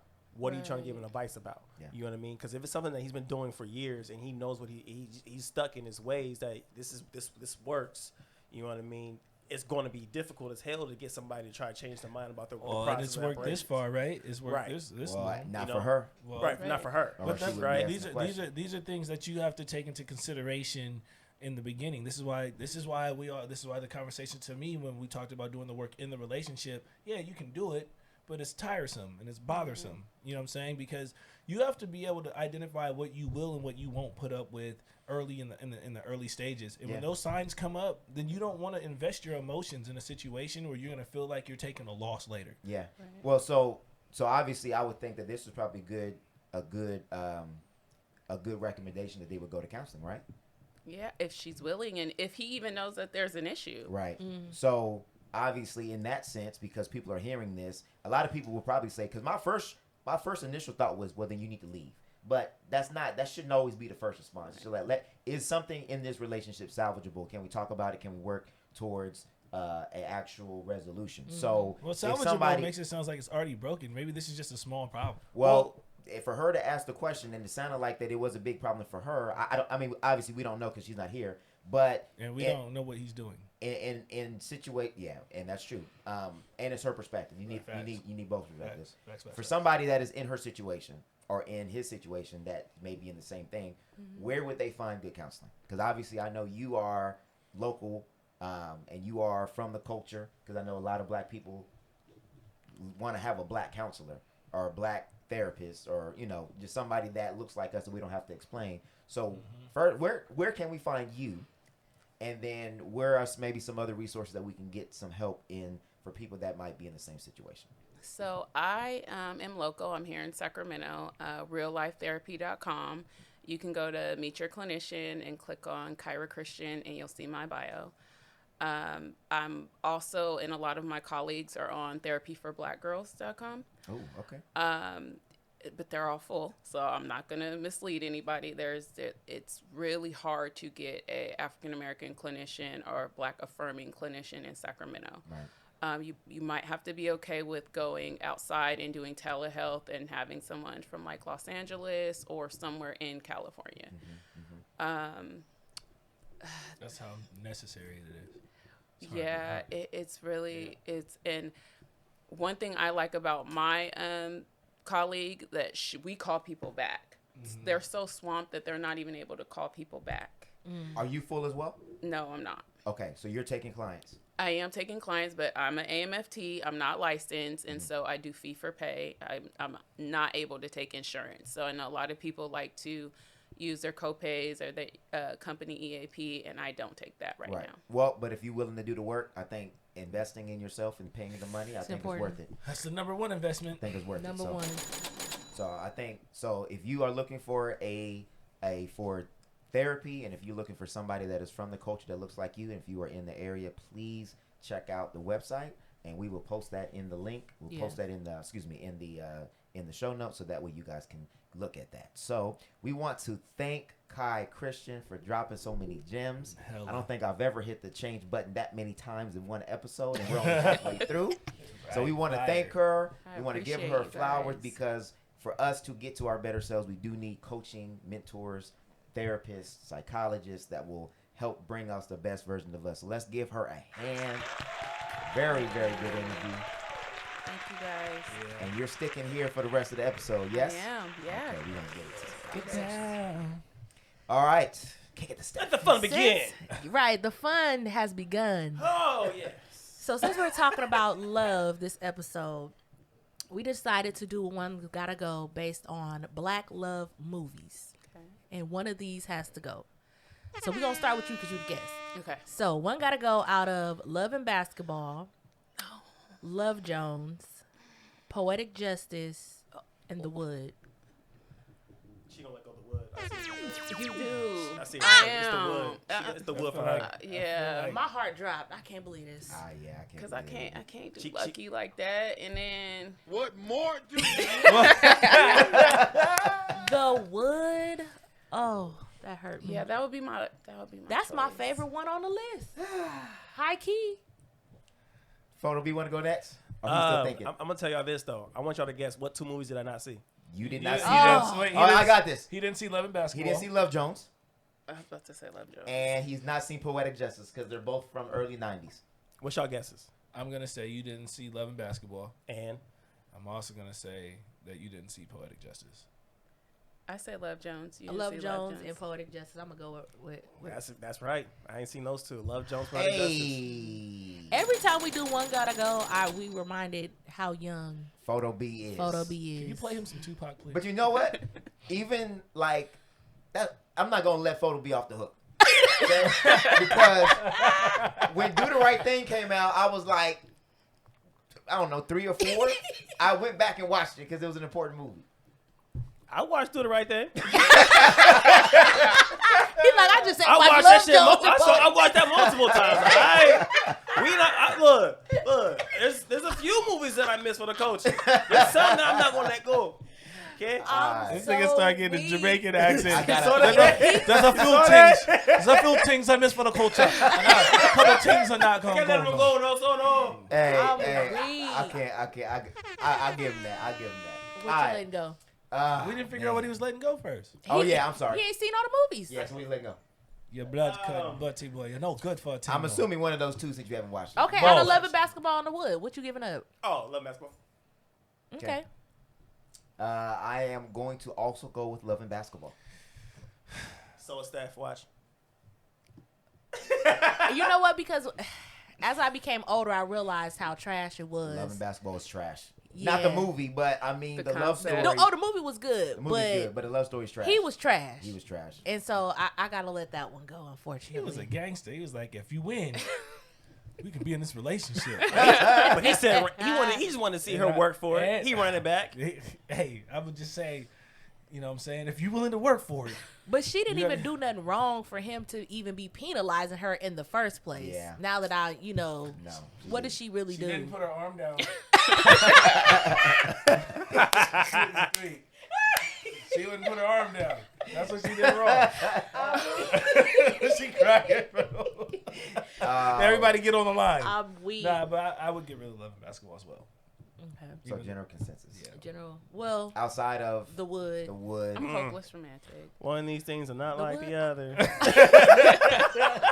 The Wood is my. I think that is in my top 5 of favorite movies. You see where she's Yeah. going with this?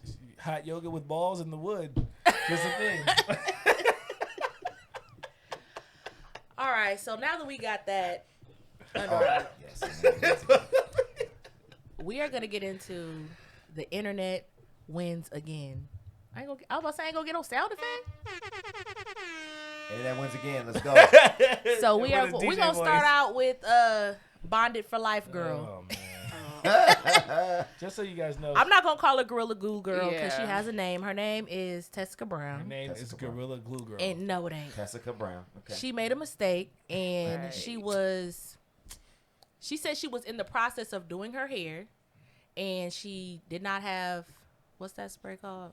It's Doesn't matter. This- She didn't. It have does She matter. used a Gorilla it's Glue. something. It's still gorilla. Gorilla It's snot. something- It ain't. Gorilla- It no, ain't Gorilla Gorilla. snot. Yeah, It's- hair it's glue. like hair Gorilla glue. snot, hair glue. It's Hair gorilla, glue. it's gorilla snot. I thought I it don't was. know. You know, Some she type like, of I don't know. sprays. Some type of spray, hairspray she didn't have. And she decided to use Gorilla Glue, but she figured out she would just wash it out when she got home. Now, we all know that don't make no sense.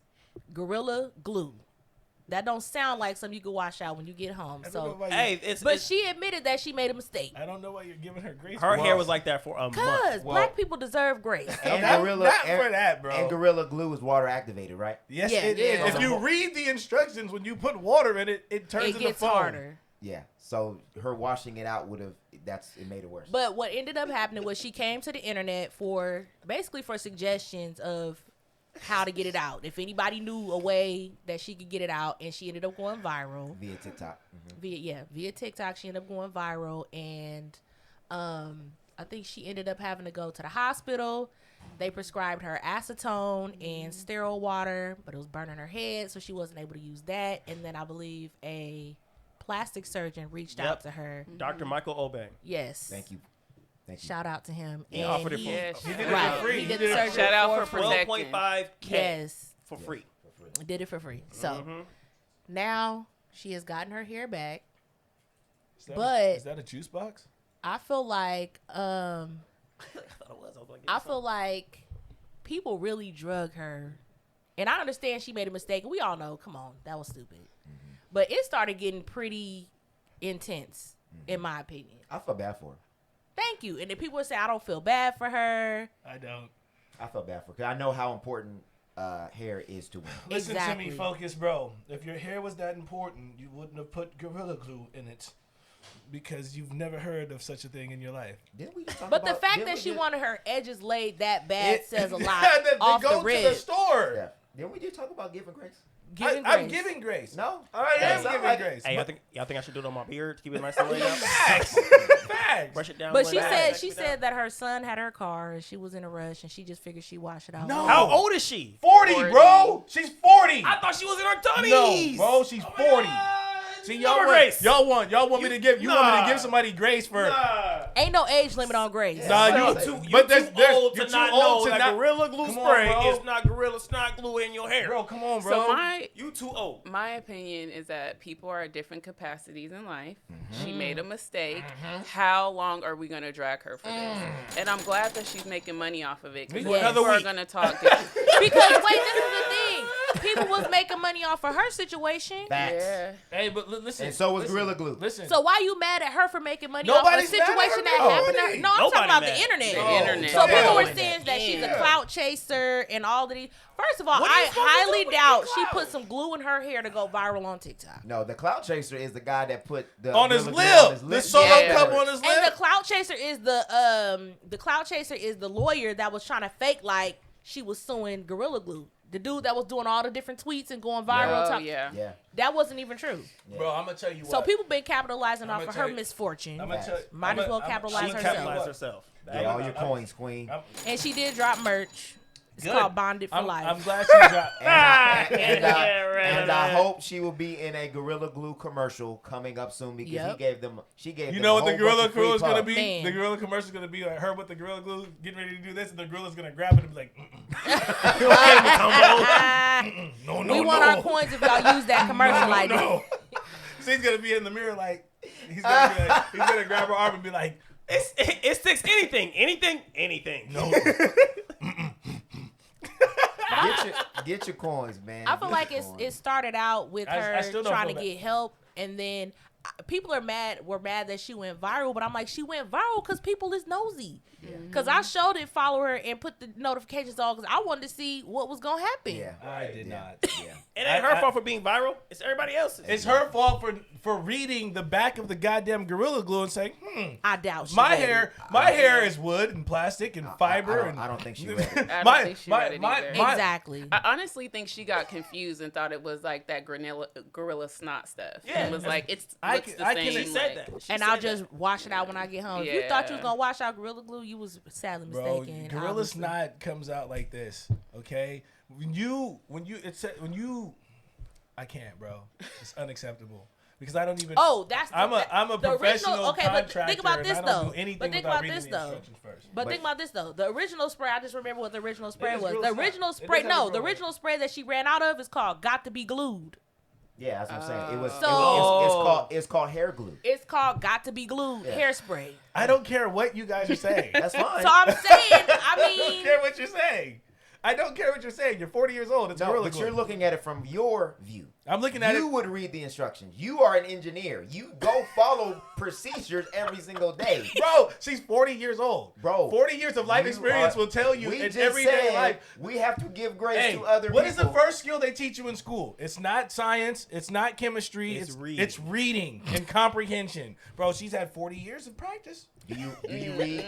She's In had what 40 school years of system? practice. Because And- something failed her. In the school Something. system where it says "do not apply to skin" right on the bottle. She did not read the bottle. Clearly she went from "Got to Be Glued" to to Gorilla Glue. Right. And probably was like, well, it's hair, not skin. I don't know. Like, I just don't want to. I just don't want to nail her to the cross, Listen to how many man. excuses you It's guys not have to make excuses. for her not reading. Did we ever say that she did not make a mistake?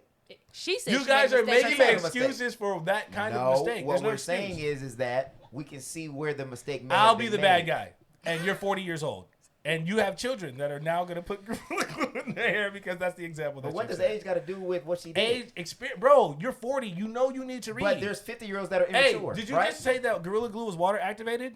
How do you Because know that? After I've read the article. Exactly. Exactly. After somebody made the mistake. I knew that because the very first time I used Gorilla Glue, I looked at the instructions on. I don't know how to use this product, Because you're an engineer. bro. Because it's common sense. No, it's not. It is common sense. So It's you not- read. What so you hold on, decide hold on. is common So sense. you may I not be always common read sense hold on. for Let me everybody. ask Always. this. Always You read have shit. to. You read the instructions on every single I thing do. that you do. That I build That's for sure. you. For sure. That's you. Not You- everybody you does understand that. because it's common sense. No. But I it's know not. a lot of engineers that do that. I don't read all We everything have that I. you have to read. Because should. you are an engineer. You should. You should.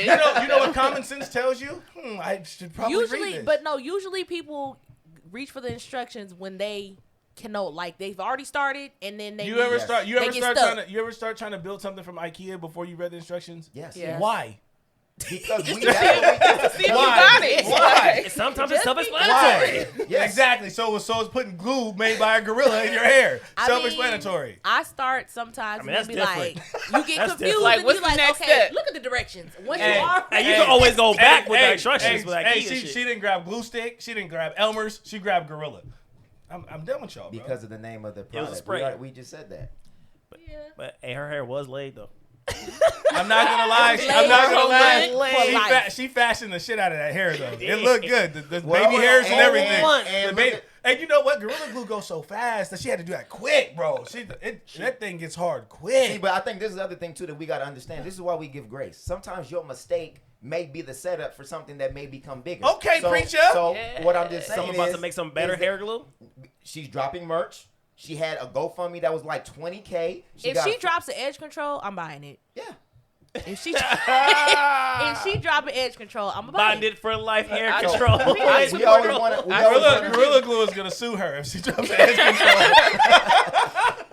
Sis, drop an edge control. And you talking about? I don't give a shit about none of that great shit you talking about right now, bro. I don't give a shit. I understand. And that's you. I but that's you. And I think the problem you got is you look at what other people should do from what you would have done. no. I think this is just No, common that is. sense, You bro. said It's just I would. common You said sense. to you. Reading is fundamental. It's not for every So I An know single apple thing a that day you use. keeps the doctor away, and reading Yeah. is fundamental. These are things that have been pounded Hey, into who eats your apple a day, head. though? To you.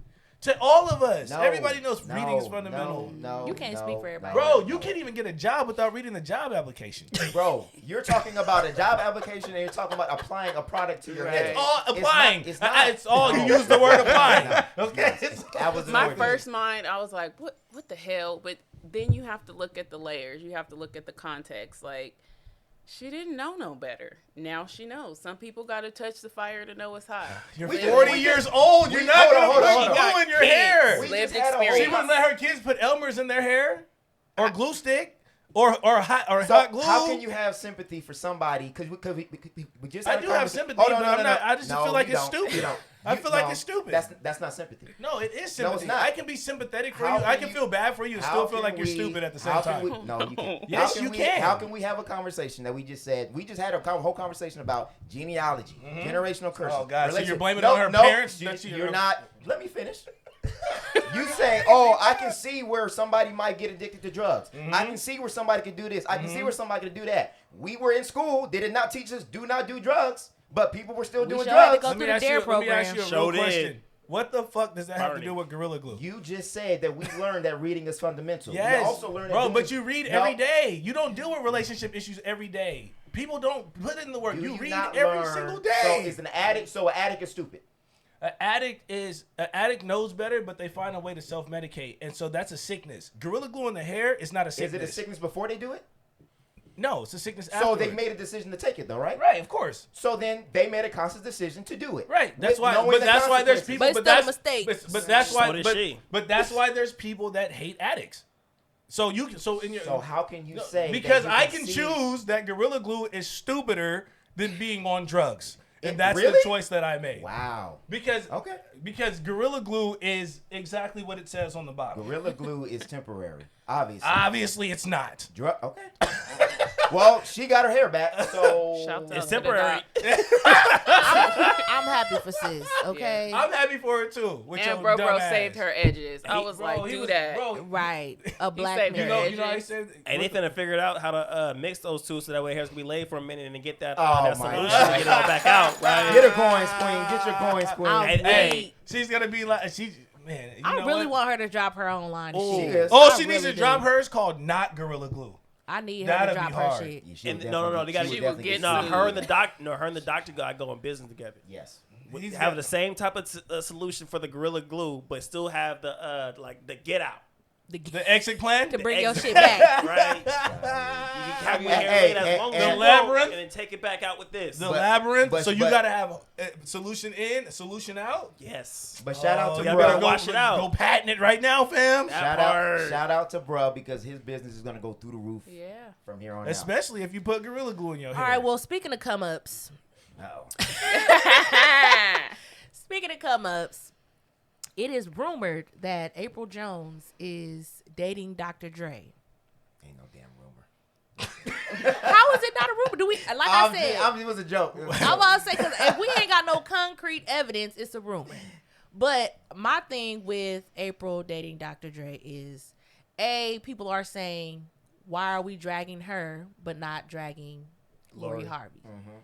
Are they similar? They're both just dating. Because she went from Omarion to Lil Fizz to Dr. Dre. Mhm. And then the second part of it is, how long after a divorce should you start dating? And that's from Dr. Dre. Because I don't even think he's Dr. divorced yet. No, I think they still, they're still going through it. Oh, he's in adultery. and I don't, my thing, I'm going to just start off right now. If you are not fully divorced, you still married. I'm Facts. sorry. That's Because, big I old mean, you facts. never know. What if they end up reconciling? Yeah. And you in a relationship with this person? Or are they fully healed from that? You ain't even out fully out of the situation to Yeah. be fully healed to me. Like, you still divorcing. Yeah. I don't have much to say about this. So Well, I'm gonna- we didn't drag Lori Harvey, so it kind of. Well, the internet did. The internet. No, Maybe but, not here, us. Here we did. Yeah. I'm gonna say my piece and I'll let everybody talk. I don't have much to say.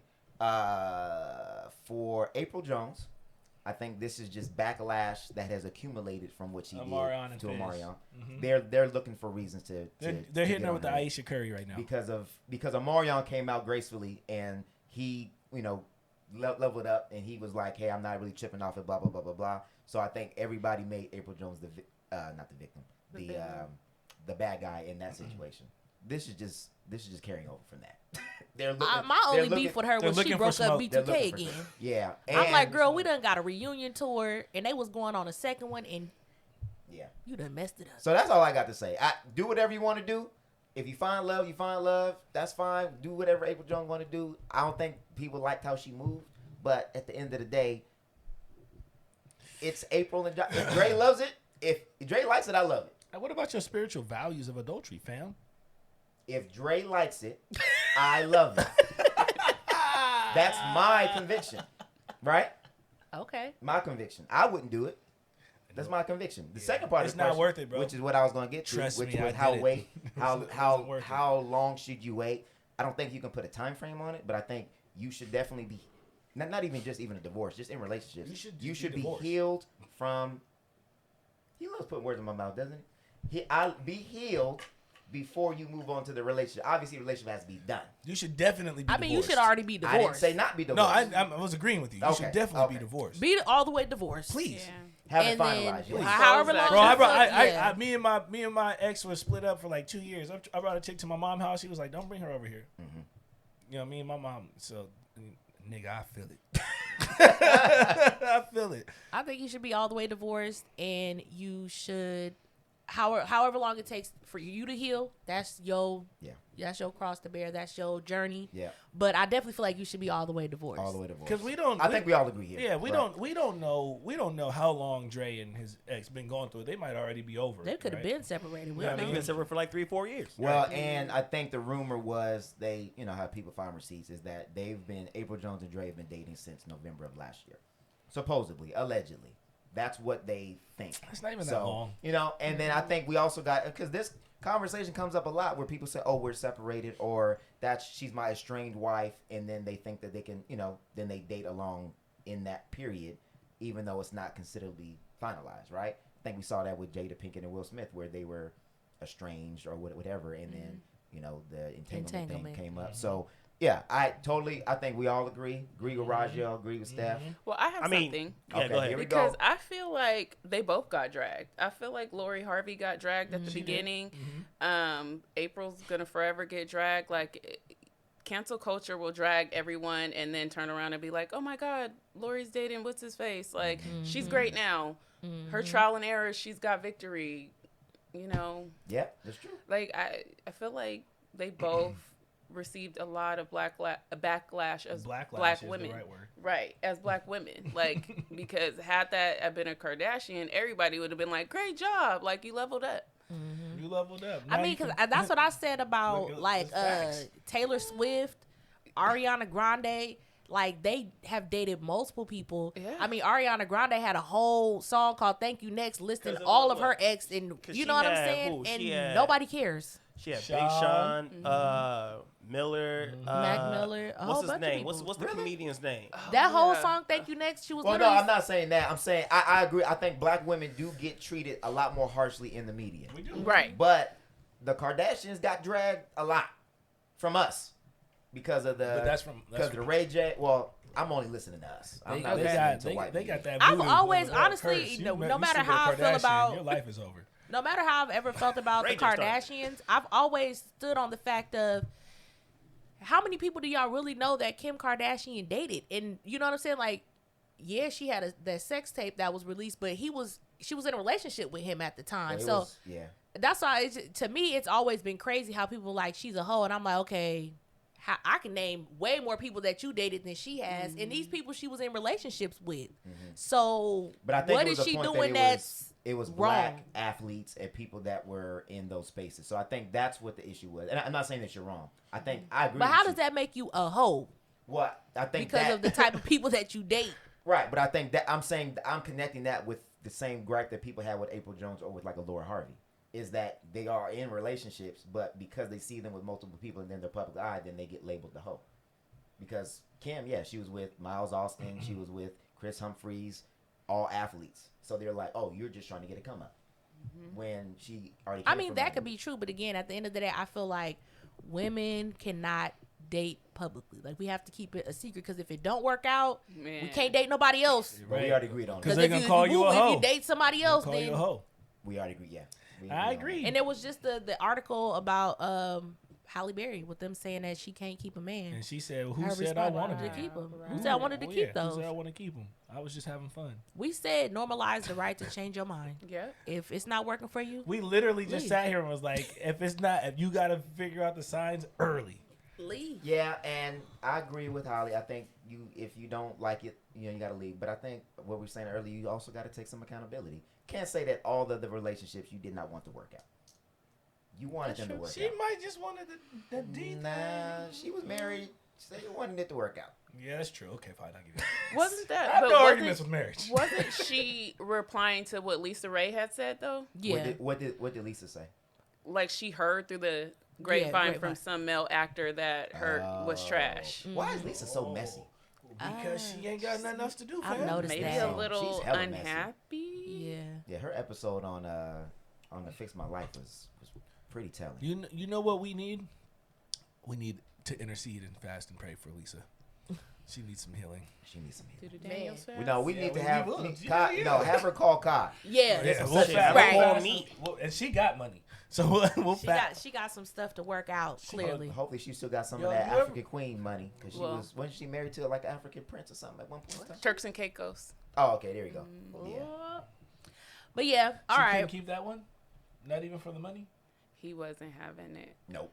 Oh, you got rid of her. Nope. Oh, Photo beat you think? Who? The question. How long should you wait to be in a relationship after a divorce? And how do you feel about Apryl Jones jumping from Lil Fizz to Dr. Dre? I mean, elevator. okay. So when it comes to like the separation and going to the next, going to the next, that's to each one's individual, however they feel. You know what I mean? You can't tell somebody when it's time for them to move on to the next relationship. If they're ready for something else, they're ready for something else. Right. We can't say anything about their relationship because we don't know how long they've been separated. You know what I mean? you can be separated. Like how are you gonna be like married and then separated for 10 years, but you can't date nobody? Well, you know what? That happened with Al Sharpton, didn't it? I don't know. He just got divorced with his wife, and they've been estranged for like 17 years, like something crazy. Yeah. Let me pull it up. I need to pull it up. I mean, something like that. Like it's just me. I'm not married, so I don't know the ins and outs legality. But if the two people in a relationship say they don't feel like doing this no more, then they could do whatever the hell they want, regardless of what a paper or what a paper says. If they're not wearing the ring anymore, if they're not committed to each other anymore, cool. If the papers aren't signed, that doesn't really mean much. Yeah, so here it is. So Al Sharpton has filed for divorce from his wife, Kathy, 17 years after they separated. That's crazy. I know for me, I think, again, like you said, if they are separated, they are separated.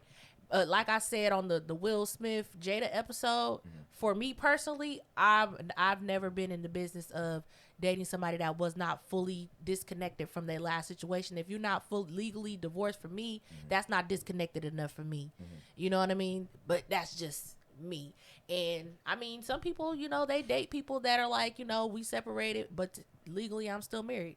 If you, it's up to the person. It's your decision. Right. It is, but from personal experience, don't fall for it, people, because as soon as you leave, then they back with the person that they committed to. That's from my experience. Hey, that ain't on me though. That ain't on me. If I'm done with the relationship, you can do whatever you want. If you go back, you go back. Oh, well, Maybe yeah, you missed that but person. it taught me a lesson. Like, just Right. let somebody in that chapter close the book. Gotta be Right. finalized. Yeah. And that's why I was just like, you know, that's my personal decision. If you still married, okay. You know, I'm just, you know, I'm not, I know for me, with me and my husband, we were separated for like 4 years. We wasn't married yet.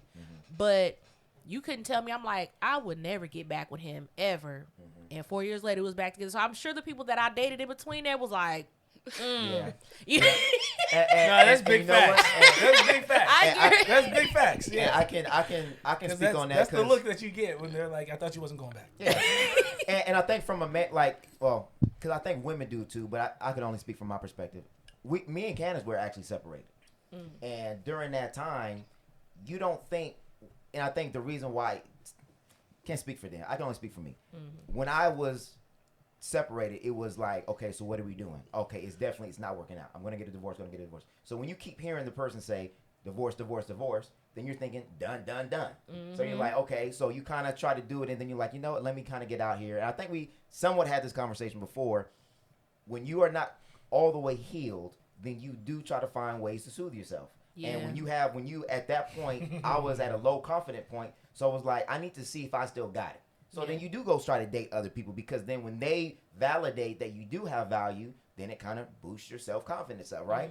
But that's not fair to the other person, because you're not really dating from a standpoint of, I really want to get to know you and I really want to move on. You're dating from a, this is benefiting me. That's the game, So baby. I'm going to do it. But when you're in it, you don't think like that. You're like, I am ready to move on. I am ready to do this. And then, then when you reconcile, then it's like, okay, now I got to leave y'all alone. And then I'm back to what my situation is, because now the green light's there. So then again, you are, like what Roger was saying, you're leaving some carnage, because you're like, oh, well, I thought you were ready. I thought I was too. And now you're broken. But you're confused. It's kind of like, it's just like when you're flying in the clouds, right? It's cloudy. You can't see what direction you're going in. You think you're going in the right direction, but you don't know it until the cloud kind of settles. So I think what we're saying is, wait until the cloud or the dust settles. Or if you're a billionaire, do whatever you want. If you're a billionaire. All I know is Omarion better get a beat out of this. Fact. at least one track. At least one record. Please. I'm so done. Bring Omarion back. Let's hope Golly. April don't get a beat out of it. Hold on. Oh my God! I What'd thought you the say? same thing earlier. What'd you When say? He said, "Let's hope April don't get a beat out of this." I was like, Oh. Wow. Cause we done heard some things. Wow. Heard some things. Sip the tea. Can I just ask this as hold men? on, let me throw back my water. They have kids together, right? Apryl Jones and Omarion? Yeah. How weird would that be when you get your kids for your turn? To be like, oh yeah, I was at Dr. Dre's house, or I was in the studio with Dre. How weird was it when she was dating Fizz? Well, Fizz is broken. And y'all was They- I'm saying And they that had the kids too? connection. Yeah. That is weird, Like because he his went from the brother. uncle to the stepdad Yeah. to now nothing. Somebody said Dunkle. That's hella confusing, Yeah. kid. Yeah. Okay. But I believe, Okay, but Go ahead. Just to finish up with my whole thought of April. He's still waiting. I'm sorry. Oh no, it's good. Yeah, you remember. Let her do her thing. Well, she's Let her doing, do well, her thing. she's She's doing her thing. Because like Steph said, like we were talking about, she's dated 3 people in how long? When we know people who've dated 3 people in months, 3 days. Hey. 3 people in 3 days. I saw Right. somebody post something where they said they were like, it was like a meme, and it said, "Oh, I found my king." It's like, yo, this is like the 5th king that you had this year. Are you trying to get a deck? This ain't spades. no, because like if you think about it, like if she was dating somebody that nobody knew, nobody would care. Nobody. Right. But it's the fact that you dating 2 people who, first off, dating 2 people who 3 people. 2 people who first who cool as hell with each other and shit. Now you have Yeah. somebody else who's famous. Dirtbag. Well, and I think it's because Dre is in the middle of a very nasty divorce Right. settlement. So it's not necessary. So it's not the fact that she's dating different people. Hey, time and at different opportunity, times. baby. It She was in don't the right matter place at the how right she time. date. I feel like people need to realize. I feel like regular people like us act like our shit don't stink because our shit ain't public. facts. Because I'm And like, they a lot of violate. the shit That's that true. y'all doing behind closed, just because y'all, it's not on the internet. Stop acting like y'all not out here dating. Y'all not out here sleeping with Whoa-oh. people. Like, come on now. That's true. Whoa. Like, y'all not saints just because it ain't. People really live by the internet. So if the Listen, internet don't this know is about why- it, This is why we was just talking about the inboxes earlier, If right? the This is inboxes why were we don't posted, play. people would be in This is trouble. why I don't play that inbox game, because you're not gonna stick me up later. That's what you're not gonna do. people got to You're stop not acting gonna do like it. they shit don't stink. Yeah, we are killing people for the same things that we're doing in private. Oh well, they shouldn't have got famous and got rich. We wouldn't know Yeah. their business. That's what people be saying. Yeah, I know. That's why I said it. Yeah. I just That's what you signed up for. You signed up for everybody to be in your goddamn business. Do you feel comfortable as somebody that's single as far as dating? Do you feel comfortable with it being publicly dating, or would you rather keep your relationships private because of the judgment? I definitely keep it private. I keep everything on Facebook. And I only put the things that I want people to know. Cause Do you feel like people pressure be from society as far as when relationships don't work, that it makes you look like people blame? I feel like a lot of times the blame is on the woman. I felt that in the past, and so that's why I adjusted, right? So I know that people will look on Facebook and be like, dang, they was just dangerously in love yesterday, and then today she looking for somebody else. But now I'm starting to recognize strength in that, because I'm starting to see friends say, like, I'm single, whatever, y'all gonna talk mess, like, life goes on, right? Because it's always something new. Every day is something new. But yeah, personally, I don't, for what? And I think that's what we got snagged on before. There's a difference between keeping your business off of Facebook, but keeping And the relationship hiding. secret. Okay, We're not yeah, saying no. keeping it secret. No. We're Yeah. saying just not broadcasting it, posting Mind it. your You know what I mean? motherfucking business, fam. We good Well, over because here. what I've always noticed is, like, I feel like people will ask certain women, like, well, how's your dating life? Because you assume that she's single or that she's not dating anybody. But a lot of times they're dating. It's just not public. Because Right. we can't be public with our failures like men can when it comes to dating. Well, Nah. you know what? But I am, maybe in my personal sense, I never was public with my dating. At all. I Me was either. public with my relationships, but not dating. Never. Well, I feel like when you're in a relationship, you still dating. Yeah. Technically. No, Well, it's a difference. Relationships Well, is like when I say dating, I mean dating multiple people. Well, Like, again, like I said, not dating, but when you're in a relationship, people don't want to go public because if it don't work, I got what you're saying. Yeah. so it's like, okay, this one didn't work. Now another one didn't work. Now this people, what's wrong with her? Nobody's gonna ask nothing about the men. Well, Because I see men go through relationships and they don't work out, and then nobody's really questioning what's wrong with them. I think that's the double standard. It is. Well, and again, for men, we don't look at it like that because we're not interested in, well, I'm not interested in dating a man. If I see a woman moving like that, only reason I'm paying attention is because I may have been interested. And Or that chick at one point. Yeah. Or another. Right. so when I Makes see how sense. she's moving, I'm like, it's not really my cup of tea. that's and again, whether it's right or wrong, when you're really gauging someone on social media, for the most part, of the opposite sex, because you were interested at one point, or you may be interested at one point. It's not right. I agree. It is a double standard, but that's just from our But point we all of have view. them. Yeah. There's Yeah. double standards that y'all have. So I live Yeah, my life. it goes off of both double ways. standards. Well, speaking of relationships, Oh God, not here we working go. out or working out, maybe working out. Malcolm and Marie, Exhausting. man. I'm exhausted just talking about this April shit. Malcolm and Marie was not a love story. Let's start out with that. First of all, it was not a love story at all. It was not an example of what you should be? Well, I mean, it wasn't supposed to. I won't say it's not an example of black love because I mean, Have y'all seen it first? I know. have. I know. Kai hasn't. I've seen Photo it. B, you Not didn't see yet. it. I haven't seen it I yet. didn't see all of it. I fell asleep. Okay. I've seen So it. it's y'all. It's a conversation between y'all So I two. guess it's me and Steph. It's yeah. So basically, they're coming home from a movie, his movie premiere. Yes. And they end up in an argument because he did not thank her in his acceptance or thank you speech or whatever.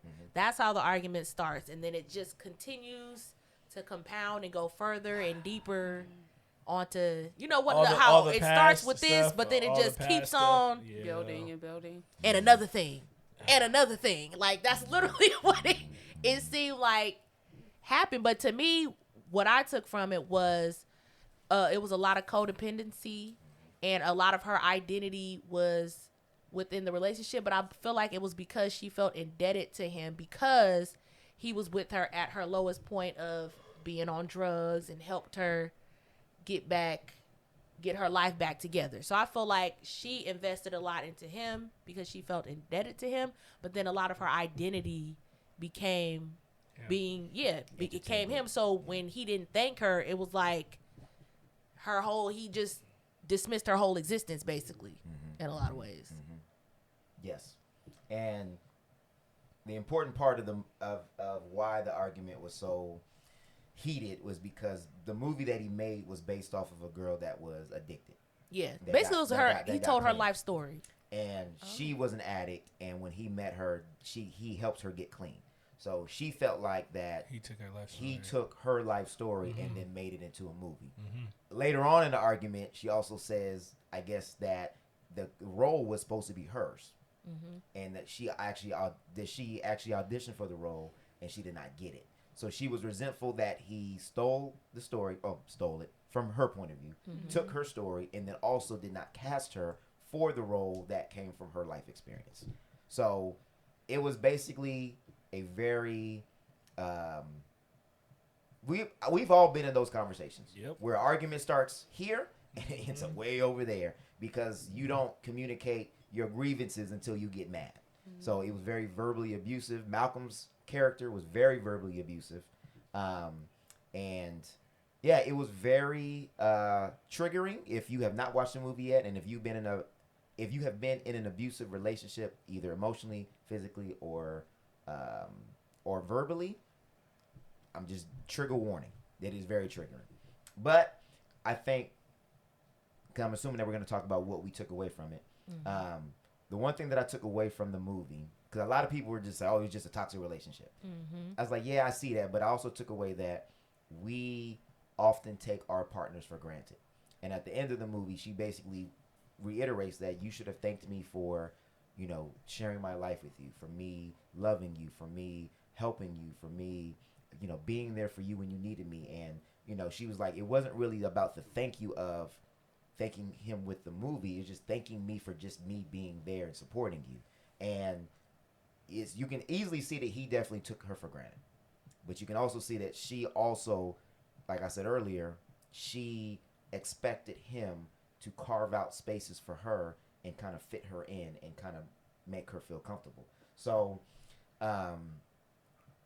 it just highlighted communication. It just highlighted that when we feel a certain way, we can't let things start to pile up. The best time to address an issue is when you have the issue. Don't wait a year or 2 years down the line, and then when you get into a heated argument, then you want to bring these stuff up, because then it's just like a low blow. And at that point in time, it's not conflict resolution. Now you're just trying to, can I hurt you more than you just hurt me? And that's what it felt like. It felt like it was a boxing match the whole entire movie, because he would say something, then she would say something more hurtful. Then he would say something like, oh yeah, well, the movie wasn't about you. This part was about this woman that I slept with. This part was about this. This part was about this. This part was about that. And you are also, so self-centered that you thought that this whole movie was about you. And, and then he said, I will tear you down. Or what did he say? He said, I will Oh, he said, I will rip you to shreds because he was so upset. So it was like, when we get into those arguments, is the point of the argument to win the argument, or is the point of the argument to get to a place where you can get to reconciliation and come to understanding? And I think when we're talking about generational curses, we were not taught how to fight fair and how to have conflict resolution in our relationships. I know that's something I had to learn. I'm still learning. You know why I know that's the truth is because the reaction to the movie. Everybody was literally picking apart, who do you think started the argument?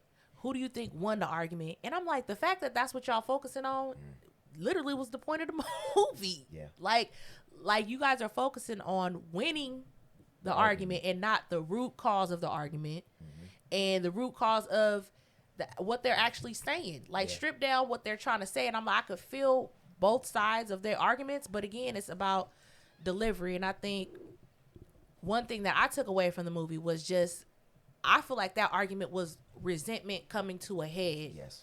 And I think people need to realize that it's not hard to get to where they was at. Oh, no. You know what I'm saying? And it's little seeds of resentment that you plant. It may not come to harvest right now, 6 months. It could be 10 years later that it actually, but it's a lot of little things that build up to where they got. Where they got to, yeah. And it's like, you have to be honest with yourself and be honest with your partner about what you need or things that you feel like you're lacking from a relationship. If you're not, you're going to end up in that reckoning that they was in, very easily. So I think that's one thing that people's like, toxic. I would have been left. Yeah, you might have, but you probably in your relationship right now, you might be sowing some of them same seeds and you don't even know it. Yeah. And if you win an argument, then that means somebody loses. And in your relationship, you should always try to look for the win-win. To me, obviously, you should be, and I think people even get caught up on words. So like being honest means that you are honest when you are being asked to be honest. Being transparent means that you are being honest without having to be asked. It should be all the in time. your relationship, you should be both. Yes. All the time. All the time. Yeah. Even when you are scared, the most, that's when you should be the most transparent, because if that person is really listening and hearing you, if not, just like you said, it will come up later. Yeah, and you can't. My thing is, like, when he was saying, like, you squeezed my hand and you said it was okay, and she was like, well, I changed my mind. Well, I mean, how many times did she not speak up when she changed her mind about something? Right. Because my thing is if you're not honest with somebody about how you feel, you can't hold them accountable for it at the same time. Right. So for context, she was referring to when they were watching the movie. He asked her, was she okay? Because he didn't think he apologized for not thanking her. And then she squeezed his hand and said, I'm okay. But then when they got home, then he said, well, I thought you said you were okay. And he said, no, I changed my mind. I'm not okay. So, again, honesty and transparency. Could have just been, no, I'm not okay, but we can talk about it when we get home. Yeah. Because obviously I don't want to ruin your premiere. But saying, oh yeah, I'm okay. And I think I had to start being honest with my husband as far as, like, sometimes I may feel a way about something, and sometimes certain things you feel a way about, you could just kind of brush it off. But certain things, I had to start being honest when I really felt a way about something and not just brushing it off and being honest, like, nah, I feel like I want to address this. Yeah. And That's usually how it that's goes true. with women. Well, Women usually want to address it. I mean, not always. Not no, always. It's a lot that we push down. A lot. I always want to address it. I am when it comes to conflict, I want to get it dealt with today. Yeah, I don't like it festering. Because sometimes I feel like adding I'm on to other tripping. stuff. Yeah. But at the same time too, even if you feel like you're tripping, at least communicate. Yeah. You know what I mean? Because you might not be. Right. And you might be, and it's like if you just sit there and just let it just sit in your mind back and forth, am I tripping or am I not tripping, and you don't let it out, you're going to be tripping regardless. Right. So at least let it out. Speak on it. Yeah, and me and Candace had that conversation just recently where we had an issue, and it was an argument, and she felt like, well, I don't want to bring it up, and I said, but you ended up bringing it up anyway. I said, so, and then she said, well, I said, look, I said, if you feel some kind of way, I said, we don't have to necessarily talk about it at that point in time, but I can tell when there's something wrong. I said, so just say, hey, I'm feeling some kind of way. I need a second to kind of process it, and then let's come back and talk about it later. So that to me is way better than just saying I'm okay, and then brushing it off. I said no, I can tell when something's wrong, and and there are times we all realize this. I know because I've done it previously in other relationships, whatever. There's times where there is a conflict, but it's not the time to talk about it. Because when you are in your feelings, said that. Yeah.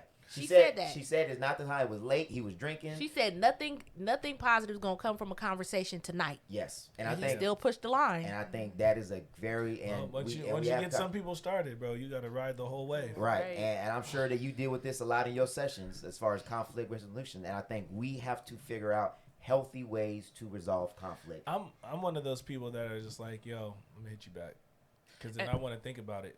I want to think about why I feel the way I feel or how you feel the way you feel. Before when people push the line on me, because some people, I think most people are like, well, we have a problem, we need to fix it right now. Mm-hmm. It's not that I don't want to fix it right now. Mm-hmm. It's just I don't feel like talking to you about it with this energy. Right. You know what I'm saying? I don't want the energy is important. Because I don't want to make it worse. So for me, I'm always that guy because I'm super well thought out, and I don't want you to catch me up in my words, and I want to make sure that I'm very articulate and very straightforward to how I feel about things. Right. So I've been in situations where I've stopped talking to people because they wouldn't allow me like that 5-10 minutes to be like, yo, let me just get off the phone and I'll call you back, or they pop up at the house because they gotta get it off their chest right now. And that's when you're in your feelings. Right. Yeah. Is that selfish? I've been selfish before too. No, not you. I'm saying that's selfish of them. Yeah, I've been selfish before too, but I think like after, like I said, you get to a point in your life where you're supposed to grow up. You know what I mean? And be able to think about things all the way around and not just from your perspective.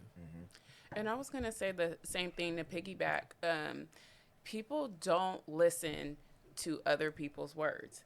If you are saying, I need a minute to think about it, to digest this, to process this, give me a second, and that person's like, no, I deal with conflict head on. I want to know right now. Man, that is the biggest turnoff to me, man. You're not even giving that person's brain a chance to even digest, because now they're focused on the fact that you in my bubble. Right. You're not even you're not even listening to what I'm telling you that I need so we can fix this. You're so busy trying to get your needs met that you don't care about what I'm telling I will you. I will go to whole ass sleep without picking up the phone again if people push that line on me. Yeah, I think it's key to also say though is that a lot of times in those situations there is no communication. It's just it comes off that you're trying to avoid dealing with the issue.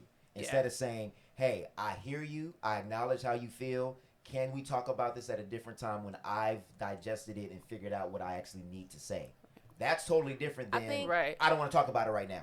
I don't want to deal with it. You know what I mean? As somebody that has anxiety, that weight is it's hard. You know what I mean? So for me, I'd be like, no, I just want this conversation to be done now. Yeah. You know what I mean? Because I'm an overthinker. So you chilling and I'm running the different scenarios through my head, coming to my own conclusion. You talk about jumping to conclusions, especially if you don't know what's going on. Man, right? But remember, so that's why I've pressed the line before. Right. But that's the opportunity, though, to self-govern, though. Right? Because there you go. Go ahead. I was going to say that's the opportunity to self-govern, and we're all learning, right? We're all learning about ourselves. We're all learning what triggers, and you can say in the moment, like, I'm really anxious, so I realize that you need space, but know what? While you're taking your space, I'm going to be making up stuff. I'm going to be creating because you're not communicating. Then that person has a chance to say, you know what?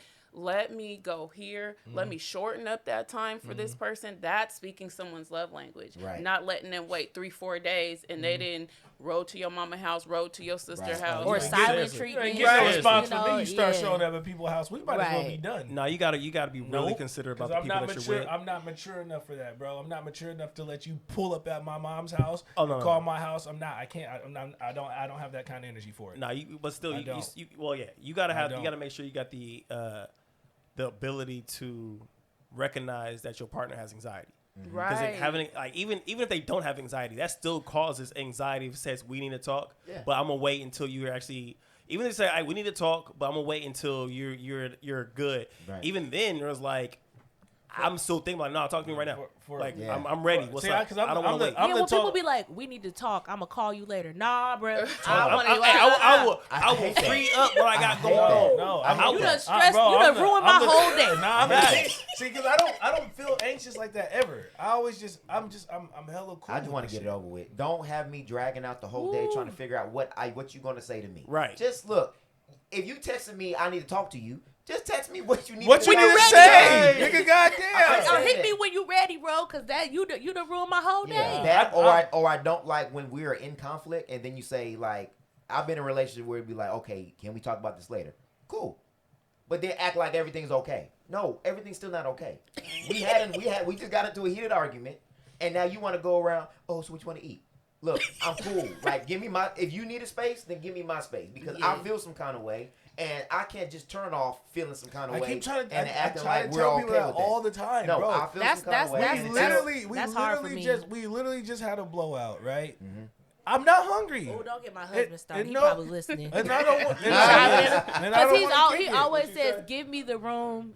Just give me the room to be mad. Let me feel how I'm feeling. Facts. I need stuff. We need to Facts. be back good now. I want. You know what I mean? So that's No, hard that's for how me. I understand how you feel. If I'm in my feelings, you don't want the bad version of me. And I know that. And I know because the bad version of me, the angry version of me is, nigga, the good version of me is petty. Why would you want the bad version of me? Like, I'm petty at my best. And I know that I'm like that. I know that if you purposely do something to try to attack me, it's not going to end well. What? So, Yeah. so I am the person, I'm like, yo, give me time. Right. You know, get away from me. Let me think about it. Because what you really want is you want the articulate, educated version of me when we have a conversation. I understand that sometimes you're gonna have heat. Sometimes gonna be a flash situation, or whatever, so on and so forth. But I am always cognizant enough to be like, yo, let me just chill out real quick, or you just chill out real quick, right? I mean, and if you can't handle the chill out, what you're definitely not gonna do is pressure me to talk to you when I don't want to talk to you. Right. All you're doing is making it worse. And I think that's what Kyle was talking about earlier. That self-love. I think people think like we have to really break down what self-love means. Self-love obviously means to do things you're passionate about, to take care of yourself, to get treated. But it also means knowing and learning about yourself and being honest about where you are at. So that way that you are aware of your triggers and what things make you tick. Because if you don't, then you are continually going to fall into these traps of when you get into bad conflict resolution all the time. Like with me and Candace, I had to be honest about myself, and I told her, I said, when you do X, then it makes me feel like this. I said, so if that does happen, I said, then you need to give me the room for me to be upset because I'm telling you that what you do is a trigger. Facts. And there may be some times where I can't turn that trigger off. I can try to avoid it, but that's something that I'm continually working on. Right. So while I'm working on it, I need your help into being aware of that and not doing it. Because you don't really want what comes with this. I don't want you to hit the trigger. No, 'cause but you don't when you want hit what the comes with trigger, this. then it's a wild card sometimes Yeah. because depending on if it's 10, 11 o'clock and I've been at work all day and I haven't you might get the gorilla. and I haven't eaten and then you hit that trigger. That is a bad combination. But I I've also had have to people be catch me on the wrong That day. nigga But Rob turns into Godzilla. But I also have to worry about her triggers and what makes her tick and this and this and that. And that is the whole point of conflict resolution is that when you are in a relationship with somebody, like what Steph said, you can be sowing them seeds of resentment. And if you're not aware of those landmines, one of those days you might step on a landmine and it might be game over. I feel like And it's always something small. That's why I tell people. That's why I felt like in the movie, I feel like I identify with that so much as far as like, he didn't thank you in the speech. It seems small, Nah, but that's it trash. always takes that. It was, It's but I'm trash. like, to me, it always takes. Where it got to though, that was smaller to where it ended up. Well, my thing is just, you're getting it gas. takes something that it's that. But that's not Well, small to her. Yeah, I would say that's not small. I think when you hear it, it's like, you really mad about that? No, but it's a big deal. But the reason behind But that's it why I say is- it always seems like it's something small, but it's always like you built up to this. Yeah, it's like an iceberg where you see the tip of the iceberg and it's like, you didn't thank me. But then under the water, there's this big old thing and it really is I don't feel appreciated. Yeah. So that one thing triggered that feeling that has already been there, and then you want to just unload because you like, and then that's when you start talking about it. See, I don't feel appreciated because back then you didn't do this, back then you didn't do this, and you did this, you didn't do this, and you didn't do that, and that's that trigger. And that one triggered that whole iceberg that you didn't see. And that's how it is. But that's unresolved conflict that has been swept under the rug so many times. And then eventually you're going to have to look, it's just like probably sweeping under the rug is not a good idea. Like we all got that one closet that we just throw whatever in. That drawer or that closet. You keep throwing stuff in the closet. Eventually you're going to have to open up that closet. And when that closet opens up, all that stuff that you try to hide falls down on you. You need to deal with it as you go. And again, everybody's in different places. I know we got a psychotherapist on the show, so I ain't going to say where they should be at, but to be healthier, you cannot avoid conflict. Facts. Until Facts. And when I say avoid, you can't avoid it completely. No, you have to deal with it. Right. You can put it on the table until you are both in a place where you can, in a healthy way, deal with it, in a positive way, deal with it. But it should not be avoided altogether, because then you make the other person feel like they're not being heard. That's I would say in my experience, that's typically what I run into when people feel like they're not being heard, because I'm like, yo, just let me process this real quick. And they're like, nah, but I need. And I'm like, yo, let me process this. And you're not saying I don't want to hear you. No, you're just saying I need space so that way I can better hear you. I mean, and then I feel like also I think I hold people to a higher standard of, like, when you spend time with me and you get to know me and that's my process. You know what I'm saying? So, and I think like even that with him not thanking her, like you said, it's a bigger thing, because you know how hard I worked on this. You know what we've gone through. You know how much this means to me. Right. And you still do the opposite. You know what I'm saying? So I get it, but I'm just not one of them people that if you're coming at me crazy, bro, then we should just probably talk. Because I'm one of those people that are usually like, if it starts getting out of hand, I'm usually the one to be like, yo, we gotta chill. Yeah. You know what I mean? But I can't make everybody feel. I often find myself being the black sheep in most situations anyway. No, I understand. You know what I'm saying? I always feel like I'm the one that's always thinking logically and thinking long term, rather than I gotta get this shit off my chest immediately. Right. So I think that's all good points. Before we get to Rajeo's trash list, what are some healthy ways to resolve conflict, or what are some tips in resolving conflict? Because I'm sure when people are coming to see you,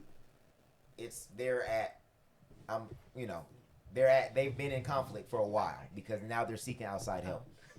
So what are some coming with an open mind and an open heart. Okay. Knowing that you're going to have to admit that at one part of the process you were wrong. Coming in not wanting to be right. Because there is a wrong, but there's not a right. Right. Oh, that's good. Hold on, that's a bar. There is a wrong, but there's not a right. That's true. Because couples will try to and try to tell me like referee, he and she, and I'm like, and they're still in the space of trying to win. Right. And it's like you have two different lenses. You're agree to disagree. We're never gonna get to a point where someone's gonna be like, you know what, you was right. No, because their brain is saying you weren't right, and that's why you're here. Right. And so how do we shelf that and figure out how to love each other, how to figure out what your love language is, and move forward and love each other for who you are in the moment, not who you used to be. Because people are changing day by day, especially with COVID. COVID adds another layer of what the fuck to every situation. Relationships, work, parents, kids, the whole gambit. Everything. Somebody told me their dog had depression. I was like, dang. Because the dog can't go outside and do all the dog park stuff. And I'm just like, dang. Like, even the animals? Right. Man, that's crazy. How many animals got COVID? There's not. Yeah, they could get COVID too. They're not talking about that. Oh, I didn't know that. Yes. Well, that's good. That's new news to me. Well, I hope animals got COVID if people were getting COVID. No, they've been getting it since the beginning. See, I didn't know that. Lord, I don't know. Okay. So you said to come with the open mind. Open heart. And what was the third one? Not to try to be right. Not try to be right, basically. And not try to win. Like, there's no winning. It's almost like therapy is not court. Right. Come on now. Yeah, it is to people who hate each other. Because a lot of people want to go there and they just want to have their side validated by somebody else. And it's like, nah, I'm in the middle, and I'm trying to bring y'all to the middle. That was the biggest problem when I was going to couples therapy. I've been in a couple counts, and I was definitely being a lawyer trying to argue my side. Facts. because I felt like sometimes when you're in the situation, the other person tries to make you feel like that what you're saying is crazy. So it's like you're like, can I get somebody to come in to see what I'm seeing to make sure that what I'm saying is not so? That's a wrong way to go in. Wrong way going in is like, can I just validate what I'm saying is not crazy instead of going in and try to, can we fix the problem? And you have to admit that both people are wrong. Yeah, because can't conflict, which is self. It takes two people to be in conflict. So that's good. true. That's good information. Okay. Well, we gonna get to your trash list before we Moving do. it on over to Rajeo. Yeah. I only got one person. Okay. Before we do that, let me get my air horns ready. I just want to just highlight that as a black, I think we are getting to a better place of mental health. But with people like Kai and all the other therapists and just the people that are doing the work, that it is not wrong for you to go seek help. You should always go seek help in an outside opinion that will help you get to becoming one. And don't be so prideful that you are not willing to go seek help. And you can also go. You don't have to have a conflict. You don't have to be going through anything traumatic. You at the moment that you think go, because there's things that you're going through that life every day is a reason to go. Especially for black people, because we deal with a whole different layer of things that conflict and that influence our relationships. Facts. So Facts. So please, and we will leave all the links that we talked about before, and we definitely encourage you to go. Even if you are in a good place, your relationship can get better. So better communication. We are growing every day. So even if you are okay, go get the maintenance. You always get an oil change on your car. So got to do a tune-up every now and again. You know, ain't nothing hurting going to a monthly therapy session. Yep. Even for yourself. So, yep. All right. Well, with that being said, we're going to get to Rajeo's trash list. Yes. I only got one person. There was a lot of things that, there were a lot of things, but I'm curious. I wondered who this is. My trash as fuck is a 37-year-old man from Louisiana named Lynn Martin, Mr. Gorilla Glue himself. And the reason why I'm giving him trash as fuck. I was like, who? The reason why I'm giving him trash as fuck is because he went out of his way to prove the situation with Gorilla Girl. What's her name? Gorilla Glue Girl. Tessica. Gorilla Glue Girl. Well, he went out of his way to bully her and try to make it seem like it wasn't a real situation. Mm-hmm. He glued a red solo cup to his lips, and they had to surgically remove layers of his skin to get the solo cup off of his lip. Surgery, bro. So wait a minute. Yes. So He glued a red he solo did cup. some dumb shit. Yes, to Disprove. disprove. To disprove the dumb shit that she did. Yes, sir. That's why he's getting trash as fuck. What more do you want Look at his from face. me? Look at his face. How can you be so dumb to think that they, oh my god. So he had to have surgery, right? That's what he get. He had to have surgery. And it wasn't free. It's Valentine's. It's Valentine's weekend. His honey bunny ain't getting no lips because he don't got no lips. None. He's not gonna be doing no services, and her love language might be, services. You know what I'm saying? He Might be touch. gonna be talking You like know the old what I'm Kanye. saying? The old, you know what I'm saying? And what really tied it all together for me, this is what made me decide. This was the same nigga who was doing the lick the ice cream challenge. Wait, like in the Louisiana. stores? Yes, that's the same guy. Oh. That's what he This get. the same dude. He's been trying to get He's viral been trying to for a minute. get clout for a He been trying to long get time, viral and for a I'm month. glad you got surgery, bro. I'm glad. What Just like more That do was you disgusting. want yes, from he was the me? guy on the That was video the worst cameras. challenge That's- I ever seen. Bro, that was Right. him. The same guy. Wow. First off, bro, you're 37, dog. You were born. Damn, you were 37. 30, That sounds like some 24-year-old 37, bro. 37. And you're still making these kind of decisions, bro. What's up with these older people doing We're dumb gonna shit? give him the boo. Yeah. So that's really the reason why, because he's been chasing clout for a long time. Clearly. He's not doing a good job, guys. He keeps Metaphysical showing up for the thumbs wrong. Yeah. Oh, and that's one of my in-laws' cousins too. That's even more of a reason to give him trash as well. Wow. Yeah. Bro, you can talk to them directly, hey bro. Bro, I'm got shit to say to Explain an ice yourself. cream licking glue. Hey, I would just say, hey bro, you dumb as shit. When you put the globs of Gorilla Glue around your lips, nigga, it's problems. You know what I'm saying? Gorilla. Even the Gorilla Glue tape ain't no joke. Come on, bro. Like, Man. Anyway, What that's all I more got. do you That's- want from me? Hey, I just want to say, man, for all you motherfuckers out here trying to get Instagram clout and Facebook clout, some shit's not worth it, dog. make it make sense. It ain't. It's just not worth it, bro. Another honorary trash as fuck was the 20-year-old kid that got shot because he was doing a robbery prank.